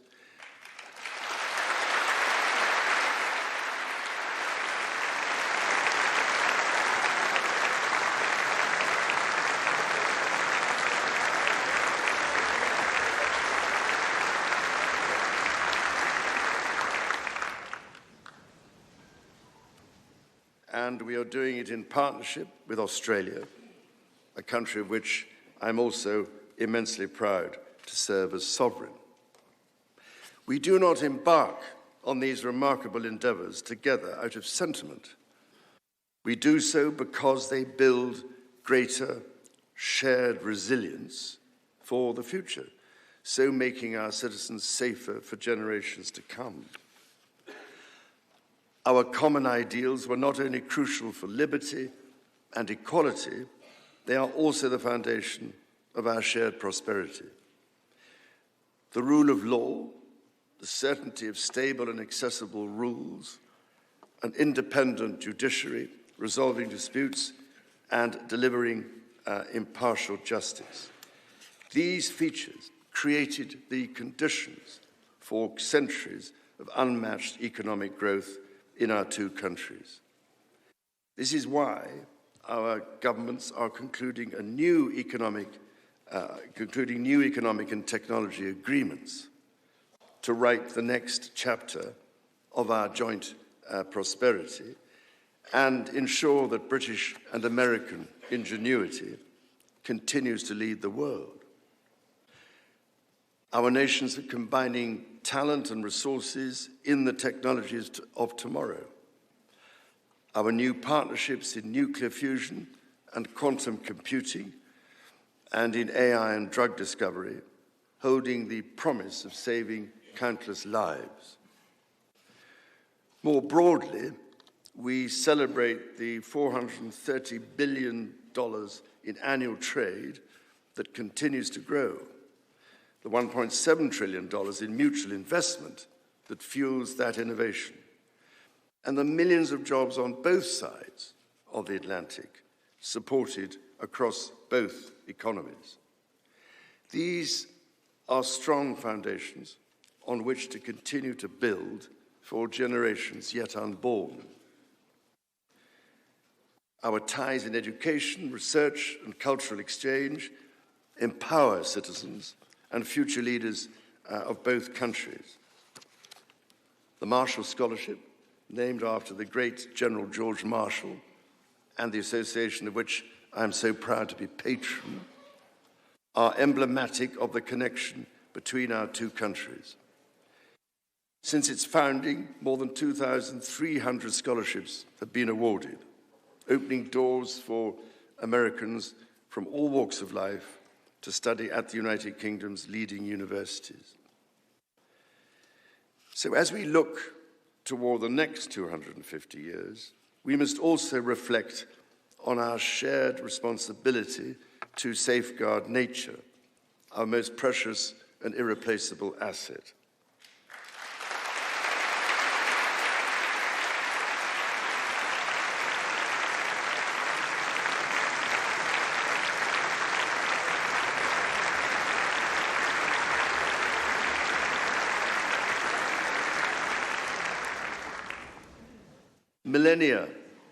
Millennia before our nations existed, before any border drawn, the mountains of Scotland and Appalachia were one, a single continuous range forged in the ancient collision of continents. The natural wonders of the United States of America are indeed a unique asset, and generations of Americans have risen to this calling. Indigenous, political, and civic leaders, people in rural communities and cities alike, have all helped to protect and nurture what President Theodore Roosevelt called the glorious heritage of this land's extraordinary natural splendor, on which so much of its prosperity has always depended. Yet, even as we celebrate the beauty that surrounds us, our generation must decide how to address the collapse of critical natural systems, which threatens far more than the harmony and essential diversity of nature.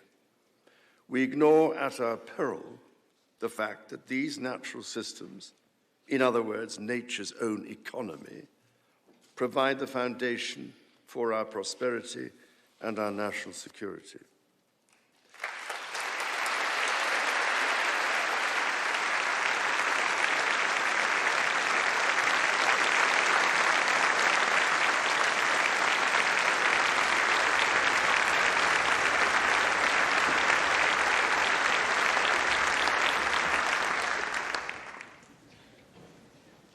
The story of the United Kingdom and the United States is at its heart a story of reconciliation, renewal, and remarkable partnership.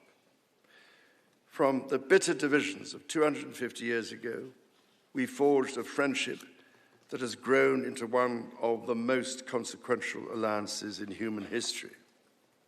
I pray with all my heart that our alliance will continue to defend our shared values with our partners in Europe and the Commonwealth and across the world.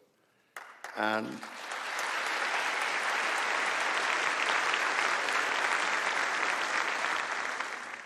that we ignore the clarion calls to become ever more inward-looking. Mr. Speaker, Mr. Vice President, distinguished ladies and gentlemen, America's words carry weight and meaning, as they have since independence. The actions of this great nation matter even more. President Lincoln understood this so well with his reflection in the magisterial Gettysburg Address, that the world may little note what we say, but will never forget what we do. And so to the United States of America, on your 250th birthday, let our two countries rededicate ourselves to each other in the selfless service of our peoples and of all the peoples of the world. God bless the United States, and God bless the United Kingdom.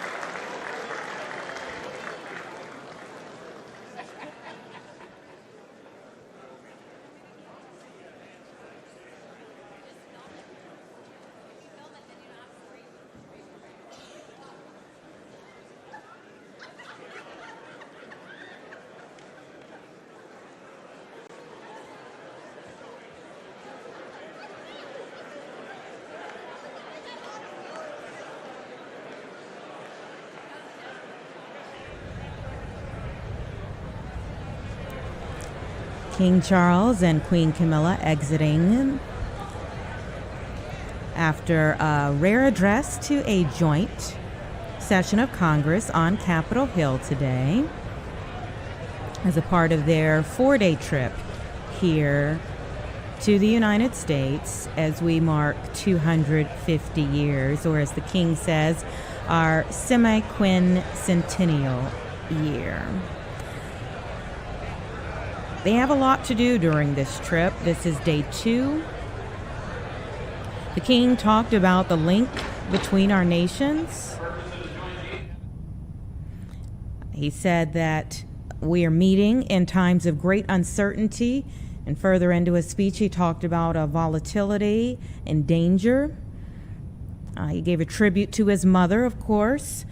She was the last British monarch to speak here in the United States before a joint session on Capitol Hill. That was in 1991.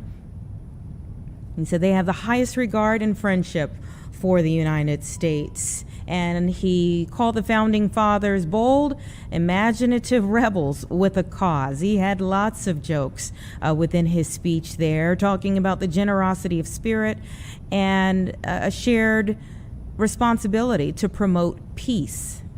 He also talked about challenges that all nations face, but particularly our two nations face, being too great for any one nation alone, and that this is an indispensable, in his words, partnership that we need to build upon.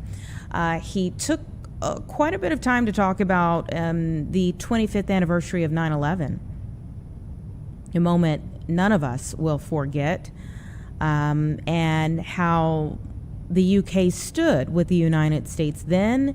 As he says, they continue to stand with us now in solemn remembrance of that day.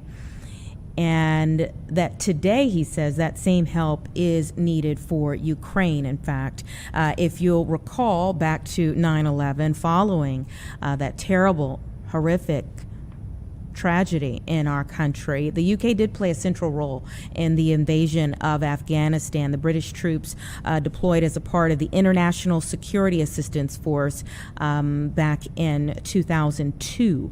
But he also talked about trade and jobs that are ubiquitous, between our nations, and again, shared responsibility, even on down to nature.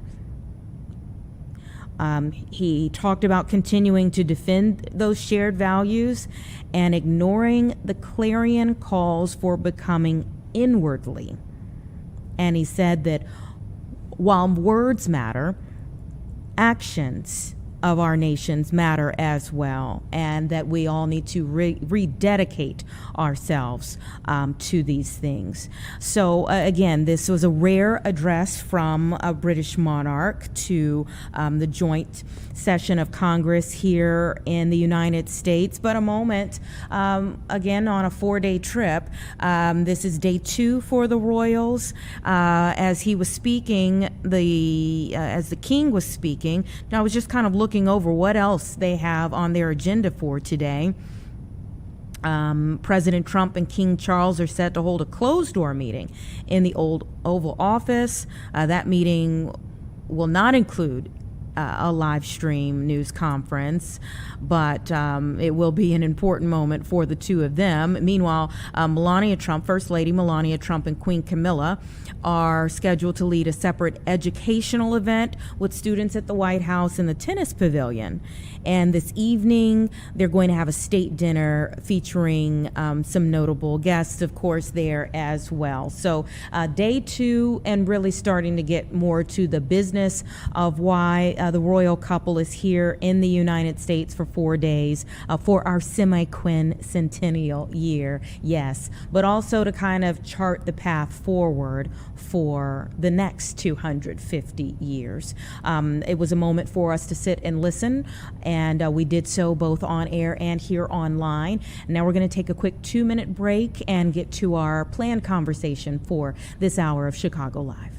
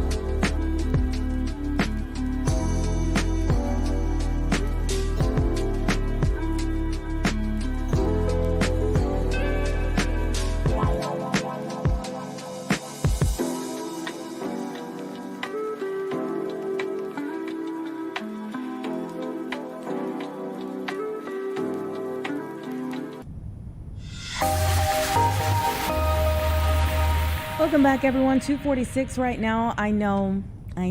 It's not feeling very much like spring outside, although we at least got the sun back by this afternoon. I mean, this morning it was super dark outside yet again.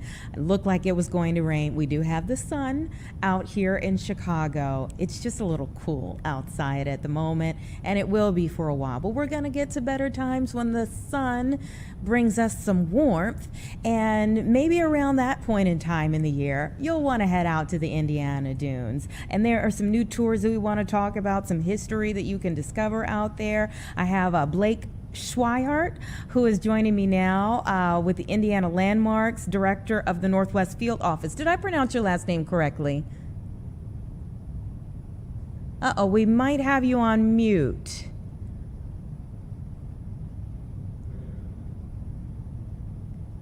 Is it our end or his end?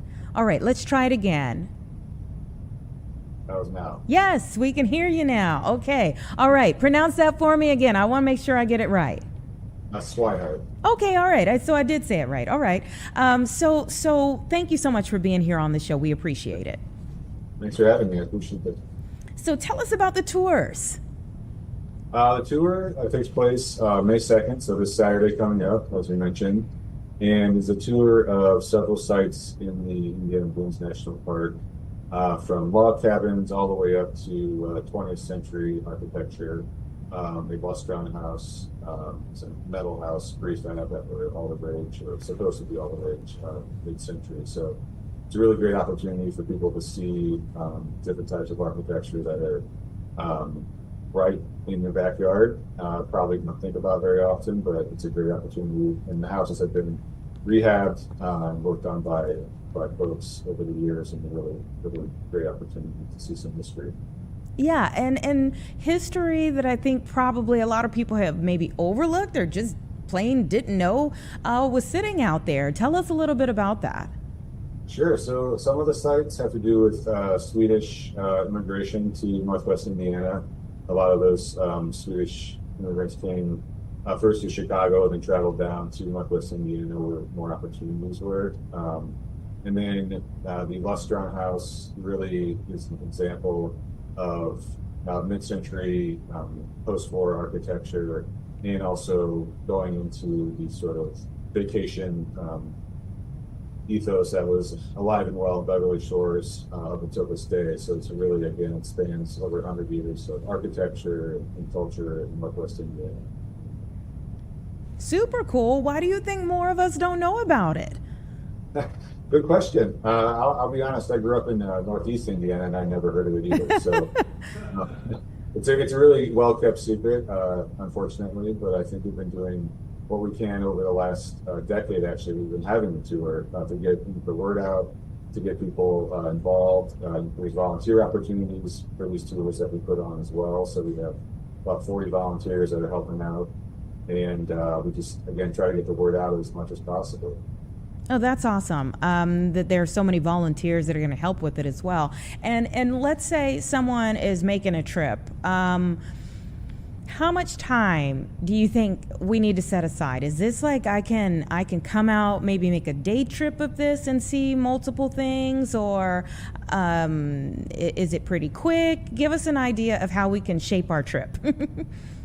It's a ticketed event, so there are still tickets available for the morning tours. It's about a 2.5 hour event because the houses are spread out throughout the park. If you know anything about the park, it's a rather funky shape. So it will take a good amount of your day, morning. The tours are only in the morning this year, so if you got on the 8 o'clock tour, you'd be done by 10:30, 11. Have the rest of the day to enjoy the beach or go take a bite to eat or enjoy whatever else I'd like to in Northwest Indiana. So it's a good half day, or if you want to make it a whole day or a weekend, you can do that too. What do these opportunities mean to Indiana landmarks, and what would you say maybe are a couple of other landmarks that do get overlooked? Well, there's a long list of things that get overlooked. The great thing about showing off these houses is these houses wouldn't be safe without the cooperation of National Park System and Indiana Landmarks. and the people who took the risk really to take over the properties to rehab them. So that's a really great opportunity for Indiana Landmarks, which is a preservation organization that show the power of preservation and how it also connects with economic development. There are a lot of overlooked sites in Northwest Indiana, unfortunately. Some are in the news a lot for not great reasons, but some just don't get mentioned. And I could be here all day talking about some of those sites, but I would encourage anyone who's interested to reach out to Indiana Landmarks and my office, and I'd be happy to take people on a tour. Okay, all right. I think some folks will take you up on that. I hear that there's even the old homestead that's out there at the dunes, like from the 1800s. Yeah, so there's the sheltered farm, which is not part of the tour, but tour goers can go visit that after or before the tour site. So it's a good representative farmstead from the 1880s. Again, also Swedish immigrants built the house and farmed there for many years, and it really shows off how things were run. And they have animals, and the plants aren't in the ground yet, but you really get a sense of how things were a couple of 100 years ago. How do you all preserve that history out there? A lot of sweat equity and a lot of creative thinking. It takes a lot of planning, and really it takes people who are willing to take the risk to take these properties on. Without people like that, a lot of preservation just doesn't happen. You're not willing to take those risks, and our dedicated volunteers, and also Indiana Landmarks has been doing this since 1960. So we have a little bit of experience on how to work these projects to completion. Mm-hmm. And so I've asked you a lot about maybe the overlooked ones or the hidden history that's out there. What is Indiana's most popular landmark? Oh, geez, most popular? That's a regional thing. I'm sure everyone has their favorite. I mean, if Northwest Indiana, people love the Century of Progress houses, the Florida House, and the House of Tomorrow up on the lake in Beverly Shores. So a lot of great churches in Northwest Indiana that are worthy of people's visits. So I don't want to get in trouble with my colleagues, but there are a lot of overlooked and great sites throughout the state. And are you sitting in a landmark right now? I am, actually. I'm in my office and the campus of Valparaiso University. We took on a project to rehab the old President's House, which is a mid-century house that was built in 1960. So it's just another example of taking that on and making sure that the house isn't demolished, and we're going to use it as my office and have people in to use it for events. What kind of effort goes into that? Like, when did you all start that process even? Because I'm sure, when we mentioned that there are some places out there from like the 1800s, like how long does it take for a project like the place where you're sitting, or one that's even older? It really, I don't want to be too political, but it can take a long time or not a long time. So the house I'm in now was going to be mothballed by the university. They just didn't need it anymore. And a concerned faculty member reached out to me last year, and we jumped at the opportunity to take the project on to make sure it didn't deteriorate any more than it had. Sometimes, and again, I've been here a year, we've done a lot, but we were lucky to catch it before it really, a lot of the deferred maintenance kicked in. Some projects like the House of Tomorrow, we've been working on that for 20 years to get that project moving. And it's just in the last 18 months that we've really seen a lot of progress. So some projects, again, they take 2 or 3 decades, and some can take 18 months or 2 years. So sometimes the pieces fall into place, and sometimes it just takes a little longer. That's quite the spread there. So, yeah. Thank goodness for you all's efforts when you're able to save some of these landmarks. Are there any that really stick out as for you in the time that you've been with Indiana Landmarks? Any that you wanted to save but couldn't? There's always the ones you can't save. So there was a Catholic church in Goodland, Indiana, that was demolished a couple years ago, which was really hard to take. But again, that's part of the job. Unfortunately, sometimes you can't save everything. But there's a really tiny chapel in Little Mount Ayr, Indiana, population 200 maybe, that we were able to save, and now they use it for public events and weddings and things. So you kind of balance it out at the end of the day of those who can save and those that get away from you. Mm-hmm. And are there any right now that you're in the process of like fighting to try to save? Fighting? I wouldn't say we're fighting right now with anyone, but I'm working on a rehab project in Crown Point that was nearing possible demolition, old brick house in downtown. So that took some effort to convince the property owner to maybe sell the property so we could take it over. So there was another property in Gary, similar situation where we worked with the owner to make sure that we could take it over to save that property. So usually a fight's not the best way to go about it, but we try to be persuasive and make things Persuasive, much better way. But what is that conversation like? I mean, how do you convince them that it's worth saving? Every project's different. Sometimes you just kind of lay out the facts for the owner, the property owner, costs, and sometimes the city gets involved and saying, look, we're going to demolish the structure unless you can think of a better plan. Sometimes the properties are just abandoned and we are the only option to save them. So there's a lot of different avenues to go down to save properties. So really, it's not really any arm twisting or anything. We're going in there trying to strong arm people, but it's really, we try to be collaborative whenever possible to save the structure. So no, like, we can do this the easy way or the hard way. I would hate for something to happen in this beautiful house. Yeah, so.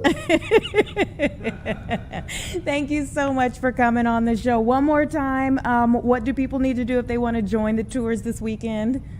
Go to indianalandmarks.org, have the events tab, and there are tickets available, so I hope to see some folks out there.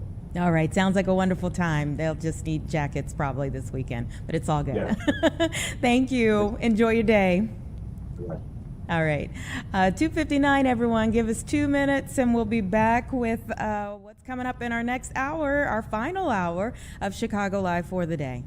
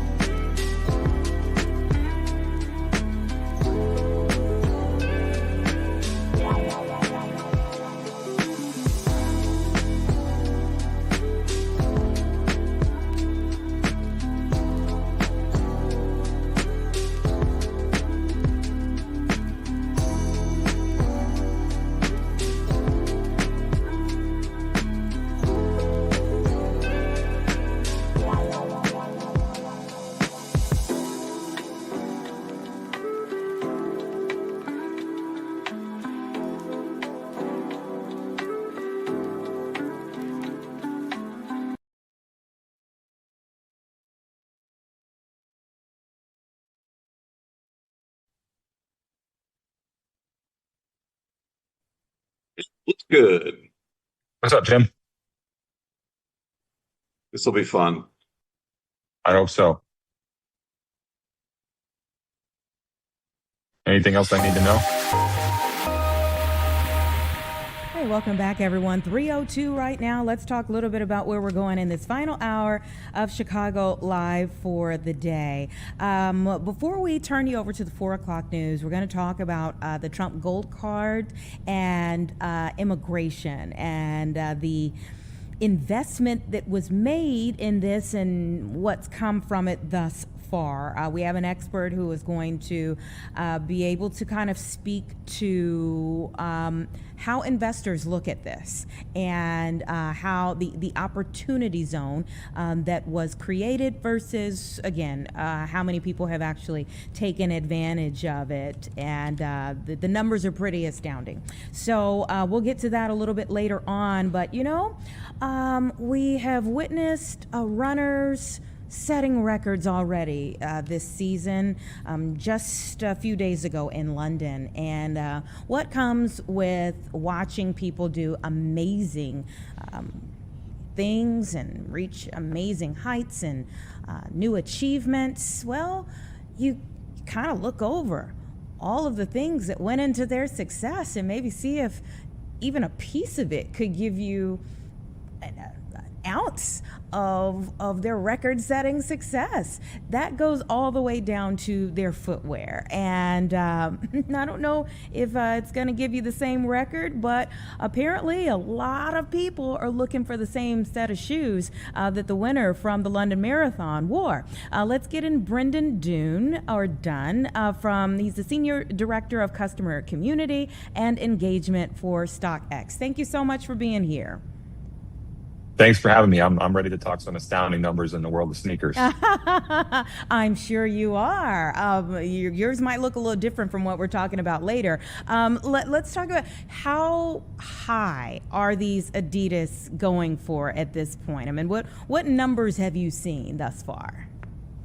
Yeah, so Solway broke the marathon world record in London Marathon this year with a time of 1:59:30, I think it was. The sneakers he wore in that race, that's the, say it with me, it's a mouthful, Adidas Adios Pro Evo 3. I think I got all those syllables in there. That's a $500 shoe at retail. It's trading on the secondary market at StockX for around $1,373. That's 175% price premium over that $500 retail price. So it is a very coveted shoe right now. It's a sneaker that people want on their feet for sure. And it's not a shoe that's like new.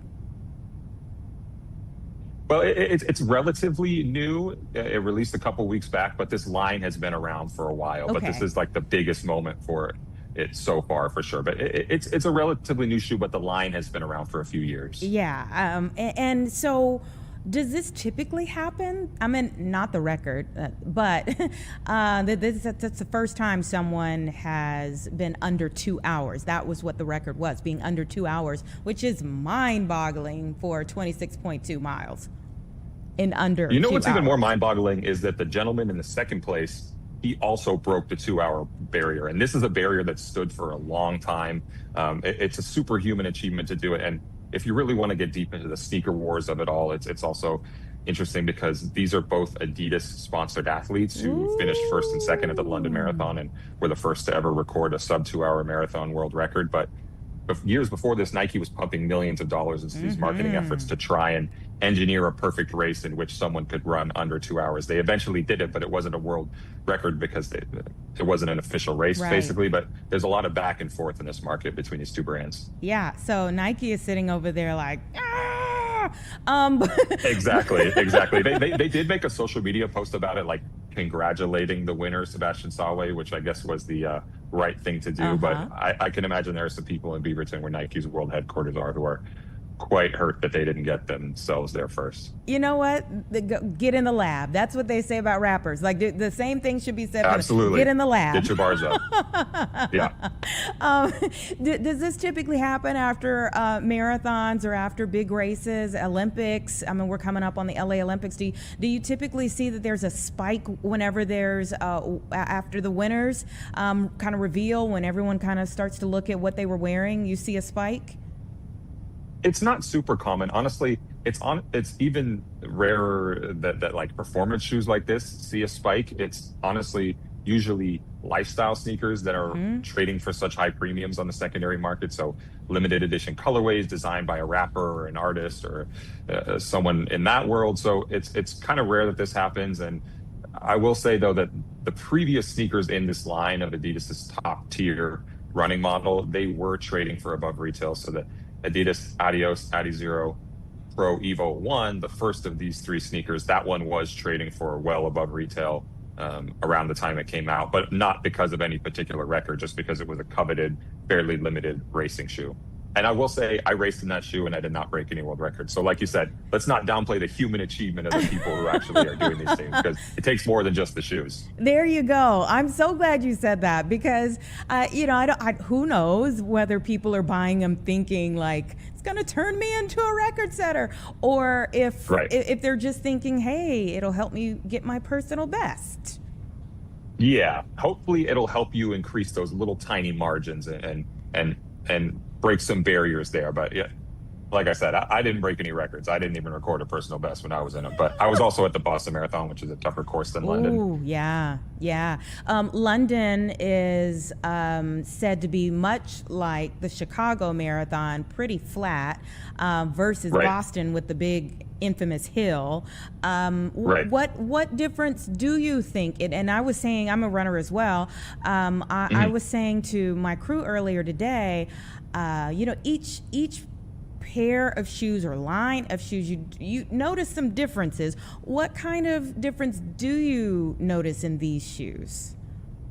So I've not worn the one that just broke the world record, but I will say that the Pro Evo line from Adidas, it is a little bit different from your traditional carbon fiber plated super shoes, in that a lot of these shoes have a full plate in the midsole. I'm getting really techie and really nerdy, so just cut me off if you need to go less nerdy. But the Adidas versions have a bit less carbon fiber, and it's a more of kind of like a frame or a metatarsal looking structure than a full plate. So my on-foot feel of them is they're a bit less aggressive and a bit more forgiving when it comes to running 26 miles in these shoes. Okay. Yeah. All right. Well, more forgiving might help a lot of people. And when you think of the aggressive ones, I mean, everyone doesn't need an aggressive. I've never done a super shoe because I'm like, well, I'm not out there trying to break a record at this point in time in life. So, so I get it. I do get what you're saying there. So tell me, outside of this shoe, I mean, even what we're seeing here, this is no record for a StockX shoe. It's high, but what would be like a record-setting StockX shoe? Ooh, I'd have to dig deeper into our data to find like the all-time highest traded sneakers in terms of price premium. But I will say one of the most expensive sneakers ever traded on our platform was, and again, this goes more into that realm of collaborations and lifestyle shoes, would be the version of the Air Force One that Nike did with Louis Vuitton, where there was a super limited, I want to say it was a 100-pair run that they auctioned off originally, and then they filtered out into other levels of the secondary market. So I think we've had some pairs of those trade pretty high on the platform. I think that's pretty close to all-time record setting in terms of most expensive sneakers ever sold on StockX. Yeah, Louis Vuitton Air Force Ones, the limited edition charity versions. Those were nice, for sure. And my producer is asking a question, and he knows I'm going to look at you like this as I'm asking it. He says, why do shoes sell for so much? Why do people go so crazy over these shoes? I don't think we have enough time in this segment, but the synthesis I can give you is that people are using these sneakers to say something about their taste or their status or their lifestyle, and there has been a growing collector culture around them for decades now. And that feeds into the brands reinvesting into these collectors and catering to them and creating this whole secondary market of limited edition shoes that I might go line up for overnight and camp out for, and then I might go the next day once I acquire that shoe and list it on a site like StockX and sell it for 5 times the retail price. So it's a huge resale industry around these things. Yeah, I mean, so it's really boomed on both fronts. One, on people who take advantage of it from the resale possibilities. If they're willing to go do we used to see people like wait in line for hours for Jordans when they were coming out. If you're willing to go wait in that line. Yeah, I was one of those people. And keep us from like having to wait. Hey, all right, I'll buy it from you. Versus those of us who maybe come to StockX because like I'll see. In fact, we had a gentleman on Good Day Chicago a couple years ago. I remember he was like doing a sneaker convention, and he had all of these different shoes on the table, and I'm like, what are those? And he said it was a collaboration with Pharrell. You mentioned Louis Vuitton, and that's why it popped in my head. Before he went to Louis Vuitton, he did a collaboration with Adidas, and I'm like, yeah, Pharrell has a lot of Adidas work, and actually, it's funny you mentioned him. Not to cut you off, but the first version of these shoes that I mentioned, the Adidas Adios Evo Pro 01, etc. Pharrell did a collaboration on those, and it was a very expensive shoe on the secondary market. So Pharrell has actually crossed over with this world of Adidas super shoes in years past. Pharrell has the hot hand, and therefore we look at the shoes, we see them out there, and you're like, I got to go find it. And there are very few places where you can find it, which sends us to a place like StockX. I hope so. Yeah.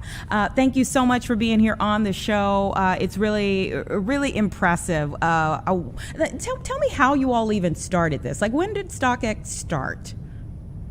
Yeah, so we just celebrated our 10th anniversary this past spring in 2026. So started in 2016, really a way to approach the secondary market with a level of verification in order to help people get the products that they wanted to know that they were legit, and also in order to treat it a little bit more like traditional markets where you have some level of transparency and you can see the data behind the trades and really open up the pricing structure. Because before StockX, it was a little bit more gate kept. There were stores where you would go and they would make up the listing price for you.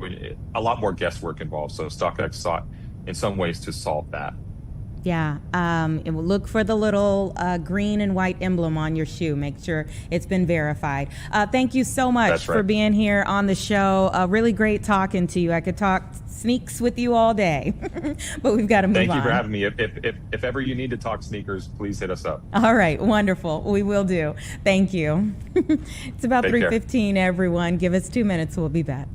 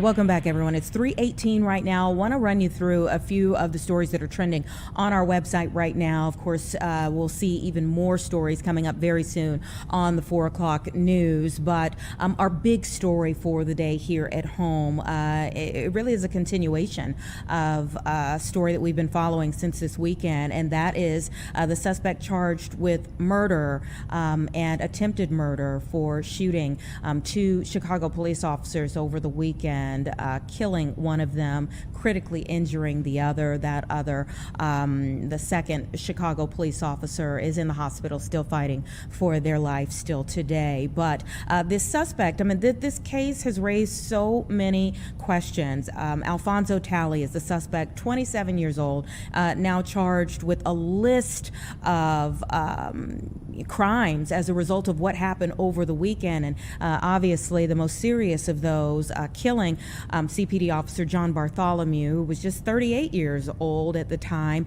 These officers who were just taking him in for an evaluation after another crime. He had been arrested. They were taking him into Swedish hospital for an evaluation there, and somehow he was able to get a gun in under a blanket and then perform this shooting. So a lot of questions. One, about security, how it even happened.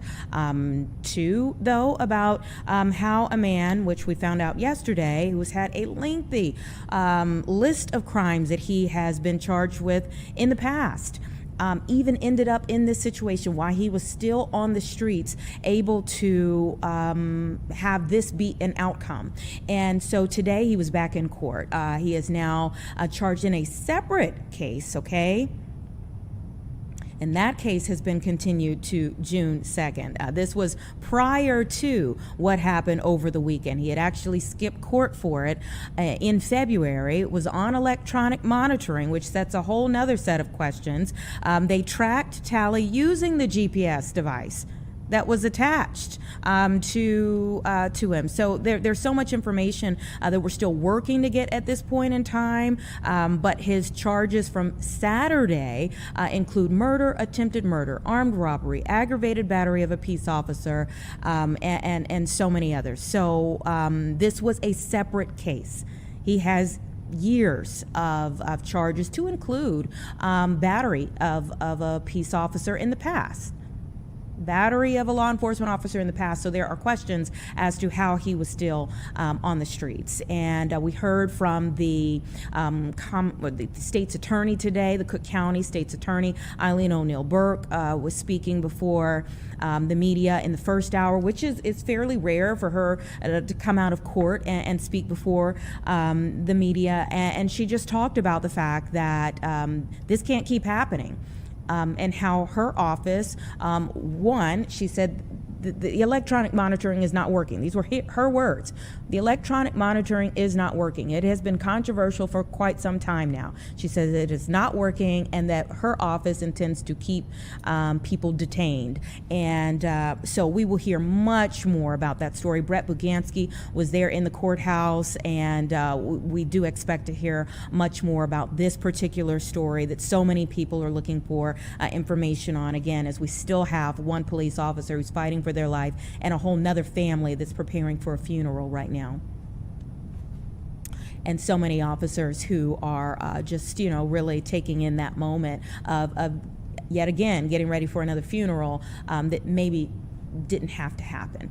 And so we'll look for more information on that coming up on the 4 o'clock show. Also, really interesting story that a lot of people are looking into online. This article is at fox32chicago.com if you want to see it for yourself. This is about the creator of Vanished Chicagoland passing away. And his name is Peter Castanis. He ran this popular Facebook page. He died after battling cancer, and so people are reliving memories that he helped really give so many people by his post over the years. The followers and collaborators are remembering him as a humble, positive voice who brought people together online. Isn't that amazing how moving someone can be?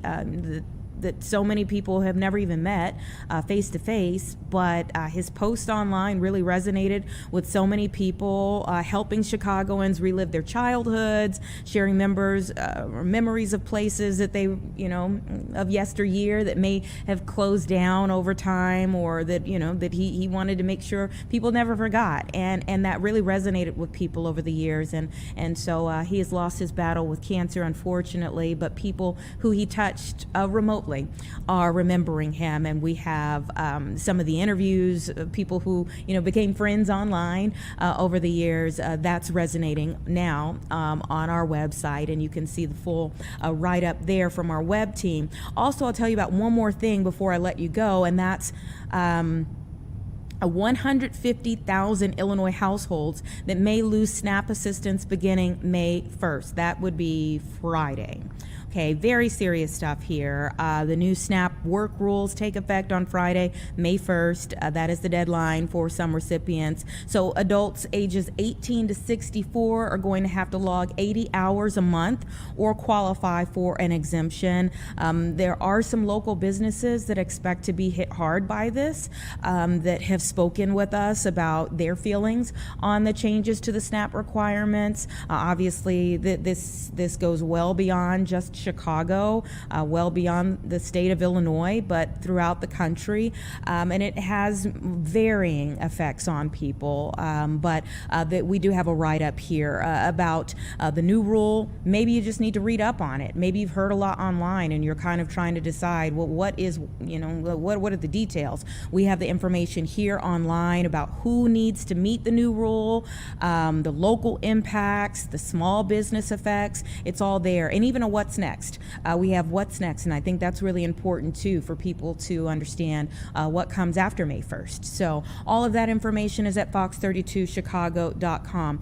I started off telling you about the big story for today, which of course is the continued court case for the man charged with shooting the officers over the weekend. And just as I was saying that, and before we go to break here, I do want to let you know we just got in a media advisory about Republicans demanding action to fix the deadly, they say, Safety Act and save lives. Remember, I told you there were two main things that are coming from this. I meant there are a lot of different storylines from what happened over the weekend. We lost an officer. Our prayers are with the family of Officer Bartholomew, just 38 years old.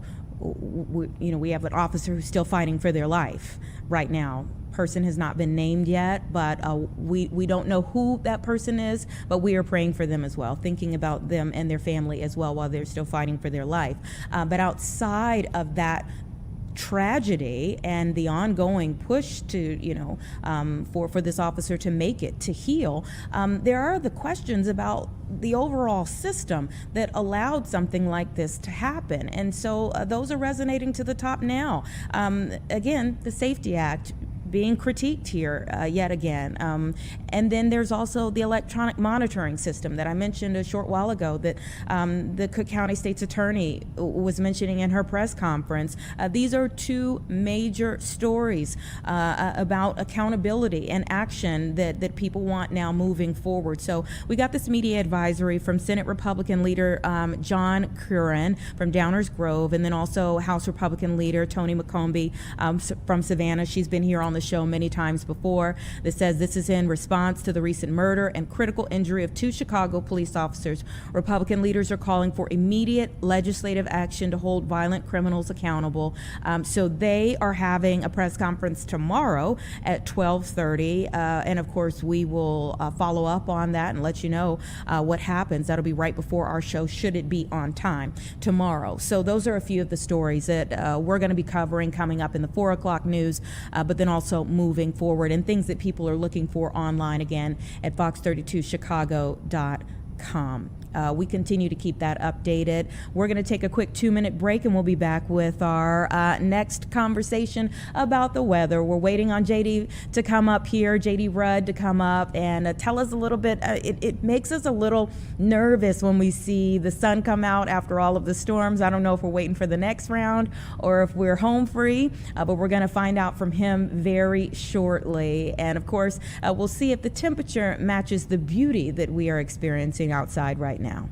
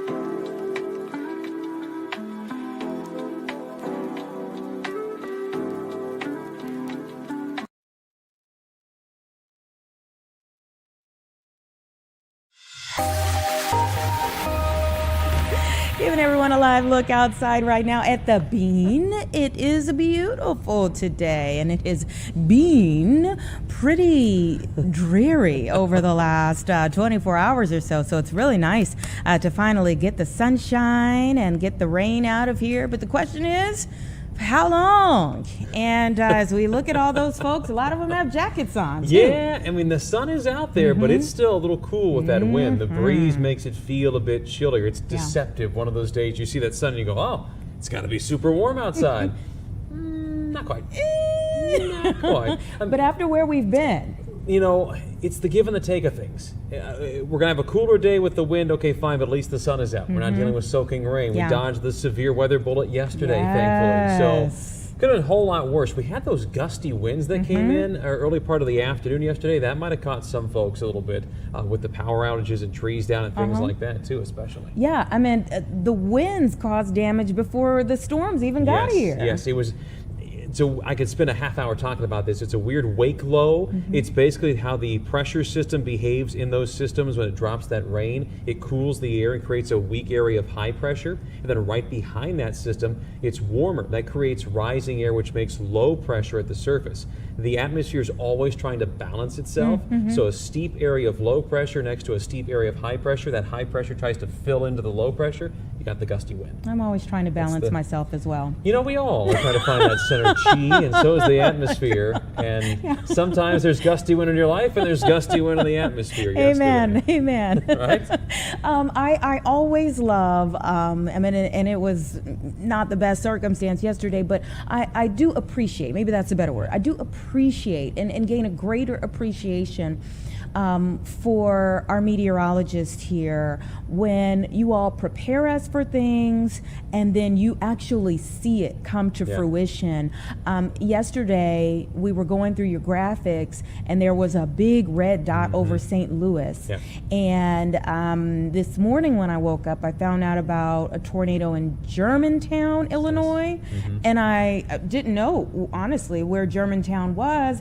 And I saw it was like right over there near St. Louis. And I'm like, oh, JD was right about, I mean, you said that this is problematic right there. Yeah, it really was the bullseye on the graphics yesterday. That was the area with the best dynamics, had the best spin in the atmosphere, the best warm air. I use all those terms, you know, in a loose way, but that was just the prime spot to see the nastiest of storms, and that's exactly where they happened. And so, as I mentioned several times yesterday, if you have friends, family in that area, hopefully you checked on them, hopefully they're okay, because this is just the early part of the severe weather season, and there's more to come, and it seems like that part of the country gets rocked a lot, from Kansas to Missouri to Oklahoma, southern Illinois, and then it stretches our way from time to time, too.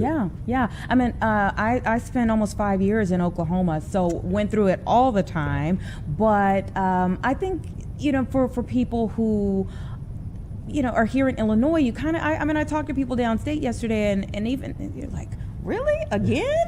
We're going to the shelter again? I know. You know, it does feel like it's ramping up quicker. There are a little bits of research papers out there that are suggesting that Tornado Alley is shifting more eastward, moving more out of central Kansas and Oklahoma, more so into Missouri, Illinois, Arkansas areas. And we have seen some evidence of that over the past handful of years. Locales that didn't get rocked as much by tornadoes are now getting that. Yeah. And then there are our friends who are dealing with flooding. Oh gosh, yeah. And did not need the amounts of rain that we got yesterday. No, most areas picked up around 3/4 to about an inch and a half of rain. Officially in Chicago, we're now just over 7 inches of rain. It's the 8th wettest April of all time. Really? And the records go back to the 1800s. Wow. So in all those years of record keeping, this is now the 8th wettest April we've ever had, and that's just in Chicago. And we haven't seen as much rain as other locales have. The official reading comes from O'Hare Airport. Nobody lives at the airport, although with some flight delays, it feels like you do live at O'Hare. But that's just, I'm getting sidetracked. But the whole purpose is there are some locales that have seen so much more rain than that. If those records are being kept in those areas, it may be the top 5, top 3 wettest of all time because of how much rain has fallen. You know, we had some video this morning, and it was some drone footage that was sent in to us, and it really was eye-opening. You know, we talked about the fact that and this is typical for most news stories, that our cameras are there for a set period of time, but people who live there are dealing with whatever circumstances we went to cover for a lot of times a lot longer than the cameras are there. Yeah, and there's the hour or two that our crews are there gathering the video and whatever else. These are folks that they have to eat, sleep, and breathe this stuff, and every day they wake up going, what do I do today? How do I handle this today? Oh, there's more rain in the forecast. I can't take anymore. How? What do I do? They lose everything. They don't know what. It's a scary, scary situation in some cases. Yeah. I mean, for the homeowners, for the businesses, many of them that have been affected so hard over the last few weeks. It's been a lot. And again, I mean, it doesn't feel like spring outside, but the volatility would suggest, it's spring. It's that severe weather season is certainly upon us. We haven't had these tremendous warmth. We've had some warm days. We keep going back and forth, though, on everything. And before I overlook it, I do want to point out we have a chance for more rain tonight into tomorrow. But listen, hang on. Not nearly as robust as what it was yesterday. This is light showers. Maybe somebody sees a quarter of an inch of rain, grand total. That would be on the worst case side of things. That's mainly overnight tonight into tomorrow morning. There could be a pop-up shower or storm tomorrow around this time. If we get that tomorrow, very, very isolated. Well, hopefully it's not anywhere near our friends along the Fox River or any of these rivers that have really been hit hard, causing a lot of issues for folks. We need some dry time. It looks like we get it after tomorrow. But I also would be remiss if I didn't point out the temperatures real quick. Not just the highs, but Anita, look at the lows. It's possible we have frost in some cases. Can I tell you, this morning, I wake up and I look through emails before I really get the day going, and Mike Kaplan wrote a very long email. From the heart, can tell you, I don't remember 99% of it. But the 1%? But the word I remember in it was frost. And I was like, frost? You gotta be kidding me. I know. Yeah. I feel like every other year or so it happens where it's late in the season, like late April, early May, we get a cold snap that brings us that frost chance or even the S word. And we're like, what? Why? But it's there. It's not uncommon. We don't like it, but it does happen. I'm sorry. It does. Blame Kaplan. It's all his fault. He wrote the note. He made it so. Fault. He has the magical buttons to make all this stuff change, right? Oh my goodness! Yeah, I was just like, frost. What is that word? Yeah. I know. Wait a minute. We'll get through it like everything else. We'll get through, and like I said, before too long, it'll be summertime. It'll be hot. It'll be humid, and we'll have all that to complain about. Exactly. We'll have a whole new slew of complaints. Now, on your graphics there, that frost. Friday is May 1st. I know. The calendar and the atmosphere sometimes don't sync up, and the atmosphere doesn't care what your calendar says. It goes, here's what we're going to do. I mean, Friday morning, 30s for Chicago. Outlying areas could be in the mid to lower 30s, so potential frost there. Best chance would be Saturday morning, because that's O'Hare, 36. Outlying areas likely around 32, 33, at least for a couple of hours. So the old saying, too, when it comes to planting outside, wait till after Mother's Day around here. And this is a good indication why, because you can still get a little bit of that chill on some of those plants. Heard that many, many times. And even in early May, it happens. We're almost to Mother's Day, everybody. Hold on. And then we'll blink, and summer goes by in a hurry, and it'll be fall. I know. Because that happens around here quickly, too. I know. A whole new set of complaints. Every day. But for now, I'm just happy it's a small chance of rain tonight, tomorrow, then a prolonged dry period, which many of us really could use. Yeah, you are so right about that. Thank you so much for coming up. We do appreciate it. We know you got to get ready for the 4 o'clock news. It's a quiet day today. Okay. We were just talking about the marathon shoes. You might need some to head back down there. Let's do it. I'm all for it. Get down there speedy. All right, everybody. 3:42. We'll be back in 2 minutes.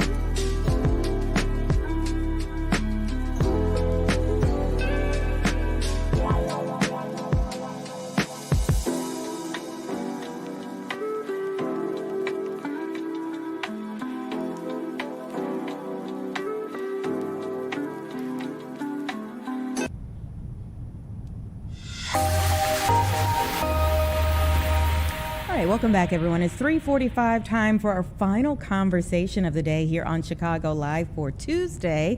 And if you'll recall, back in December, President Trump launched the Gold Card visa, and there was a lot connected to it having to do with immigration. We want to go ahead and bring in Ali Jahangiri to, one, maybe clarify what was meant for it and what has happened since it was launched. Thank you so much for your time. Thanks for having me. Yes, so it was launched in December, and news came out that the first case was approved 4 months later. So there's some excitement around that, and we're looking forward to seeing how the program unfolds. Mm-hmm. So when you say excitement, talk a little bit about what the intent was for it. So the intent is to cut down on our, $30 trillion deficit by bringing in money. It's a $1 million gift from an individual to our country, and that goes into a fund. The Department of Homeland Security does background checks on the person. They look at the source of funds, and they get the application ready. And this was the first case that went through from December until now. It's kind of like a sample case. And Lutnick said there's a couple hundred in the queue waiting to be approved. Interesting. And are they for specific countries? Yeah, let me give you some background on the program. So a lot of countries around the world, since the 1980s, it started in the Caribbean, have investment immigration programs.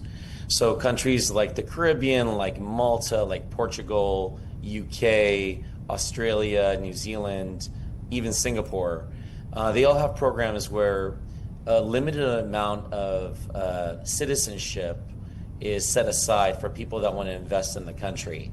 Some of the countries have real estate as a way to get in. Some of the countries like ours are job creating. In our country, for the last 20 years, we've had a program called the EB-5. EB-5 is a way to get permanent green card by putting in $800,000 into the country, into a business that creates 10 U.S. jobs. So we've actually had this for 20 years, and every year, 3,000 families have been allocated for this EB-5 visa. So this is a very common thing to have investment immigration. We have it for the last 20 years, and many other countries have it. Okay, that's very interesting because obviously when the gold card visa came about, a lot of people wondered, okay, are we allowing people to pay for a fast track? But you're saying this has been around. I mean, the numbers may shift, but this is essentially the system has been around for a very long time. Yeah, you know what's interesting about Anita? No one would know this, but like say Chicago, it's the Langham Hotel right there in Chicago, and then there's the Moxie. Well, but for this money, those wouldn't have been built. If you look at the Bright Line train in Miami that goes all the way to Orlando, if not for EB-5, that would have never been built.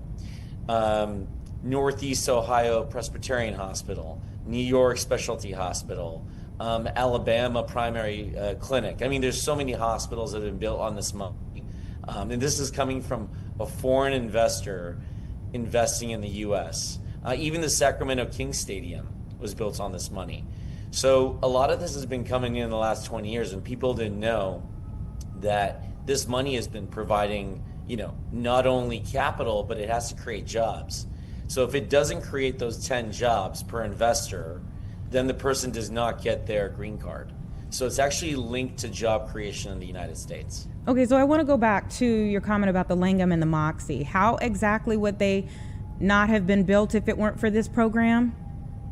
So the developer of those two projects, those are just two of many projects in Illinois I just brought up, but I thought you would know them. So the developer goes out to the foreigners and says, hey, we need to raise 10, 20, 30 million dollars to get this hotel, the loan or the equity. Sometimes it's in the form of a loan, sometimes it's in the form of equity that comes in. And they need this extra money because either they don't personally have it, or their borrower, the banks, are not willing to give it to them. Okay, and so then they approach foreign investors to, and how is that connected to the visa? Exactly. So what they do is they create a package, they get it approved by the government, then they go out overseas and they say, hey, for every family that comes in and puts $800,000 into this project, we will start the process of an EB-5 visa, which essentially takes about 5 years. So they put in their $800,000. That family gets to now conditionally come to the United States. And in 5 years, if those 10 jobs were created with that $800,000, then the government issues them a green card. And there's a chance that like the Langham or the Moxie or any other project is unsuccessful. And in that case, they would lose their money, but they would still get a green card. So they have to put their money at risk. This is a really important part of this program, is a risk element of the money. And the US government did this to push, the Congress passed this 20, 30 years ago to actually push the economic force of creating jobs in the US and to bring capital in that creates value for everyday people in the United States. Mm-hmm. So essentially you're saying President Trump saw the program, this EB-5 handbook, essentially the program, and we should mention you're the founder and CEO of EB5investors.com, but that essentially President Trump sees it and kind of makes his own version of it. Yeah, he added to it. He said, you know what, let's create more legal options to bring in capital in the United States. And he added an option where now it's $1 million gift per person. This one's more expensive. Ours is $800,000 per family. This one's $1 million a person. So now $1 million gift comes to the United States. They process the application, and that $1 million is, as they say, it's supposed to cut down on our $30 trillion deficit. So imagine you have a couple thousand of that. That's a lot of money that comes in to cut down on the deficit. It's a whole lot of money. I'm sure there would be people who, though, would look at it as like a caste system, if you will, to be residents here. I can see that, and I can see you would say that. And I'll tell you the response to that. There is a diversity visa out there. It's called the Diversity Lottery. There's 50,000 in there for folks to just put their, hat in a lottery and get a green card. There's a family way to get in, which you can come with your spouse. There's employment ways to get in there, and this one is only allocated 3,000 families a year. And we're not the only ones that do this. There's multiple countries that do this.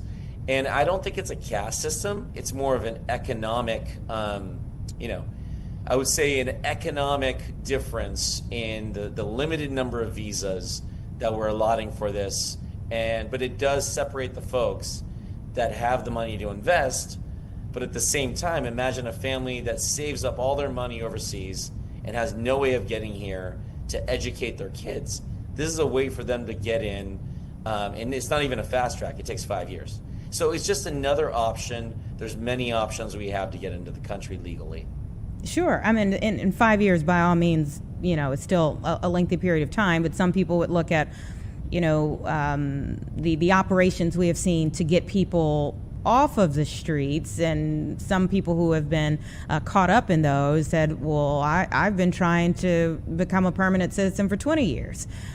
So 5 in comparison to what some other people have gone through. There will be some who look at it as like, we are in the midst of roundups of people for immigration, yet essentially what you're saying is this is creating more legal options for immigration. Am I characterizing that right? Yeah, this is one more legal option for immigration. And, a lot of the H-1B folks that you hear out there that have had recent issues worrying about their H-1B, well, this is an option for them. Imagine the H-1B folks are working at a company like NVIDIA or some tech company like Apple, and their stock has gone up.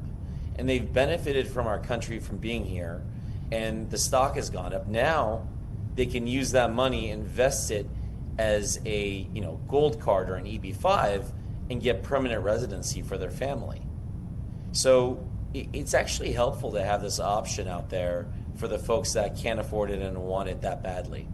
And on a final note, I mean, you said there is a waiting list. Talk about the demand for something like this. Yeah, look at our program, the EB-5 program, which is basically the little brother of the gold card. We're all worried about running out of quota. Our issue's been we only get 3,000 families a year, and the Congress won't increase it. And it's probably for some of the reasons you say, but at the end of the day, we want it increased because the demand is there. Folks want to come to the United States, gain the protections of our country, gain the educational benefits, and gain safety. So there's people that want to come into the country and they're willing to pay $800,000 and invest in our country and create these jobs, but we don't have enough quota for it. We're only given 3,000 a year. Now the gold card, which Trump launched, doesn't have a cap yet, but they're subject to the caps of a visa called the EB-1 and the EB-2. I don't want to get too technical, but the gold card uses a different capping system for their cards. All right. Well, thank you so much for coming on the show to shed some light on it. I think we all probably learned a little more than we did before this conversation, so I appreciate it. I appreciate you having me. I'll be here anytime you need me. All right. Thank you so much. 3:56, everyone. Give us 2 minutes. We'll be back to close out the show.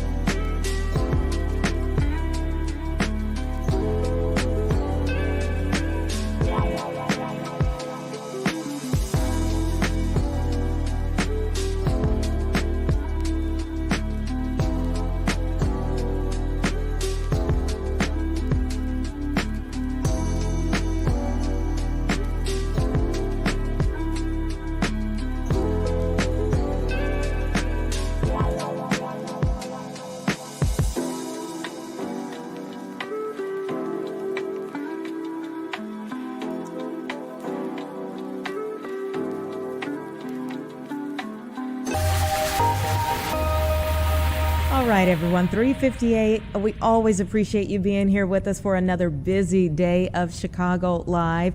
Who knows what we'll be talking about tomorrow, but we certainly hope that you'll join us. We'll be right back here to do it all again from 1 to 4 p.m. We'll send you over into France, that with his history, and here's my passport with Donald Trump. What chance does he stand? How many different ways do you want to reject me from your country? We'll see you tomorrow.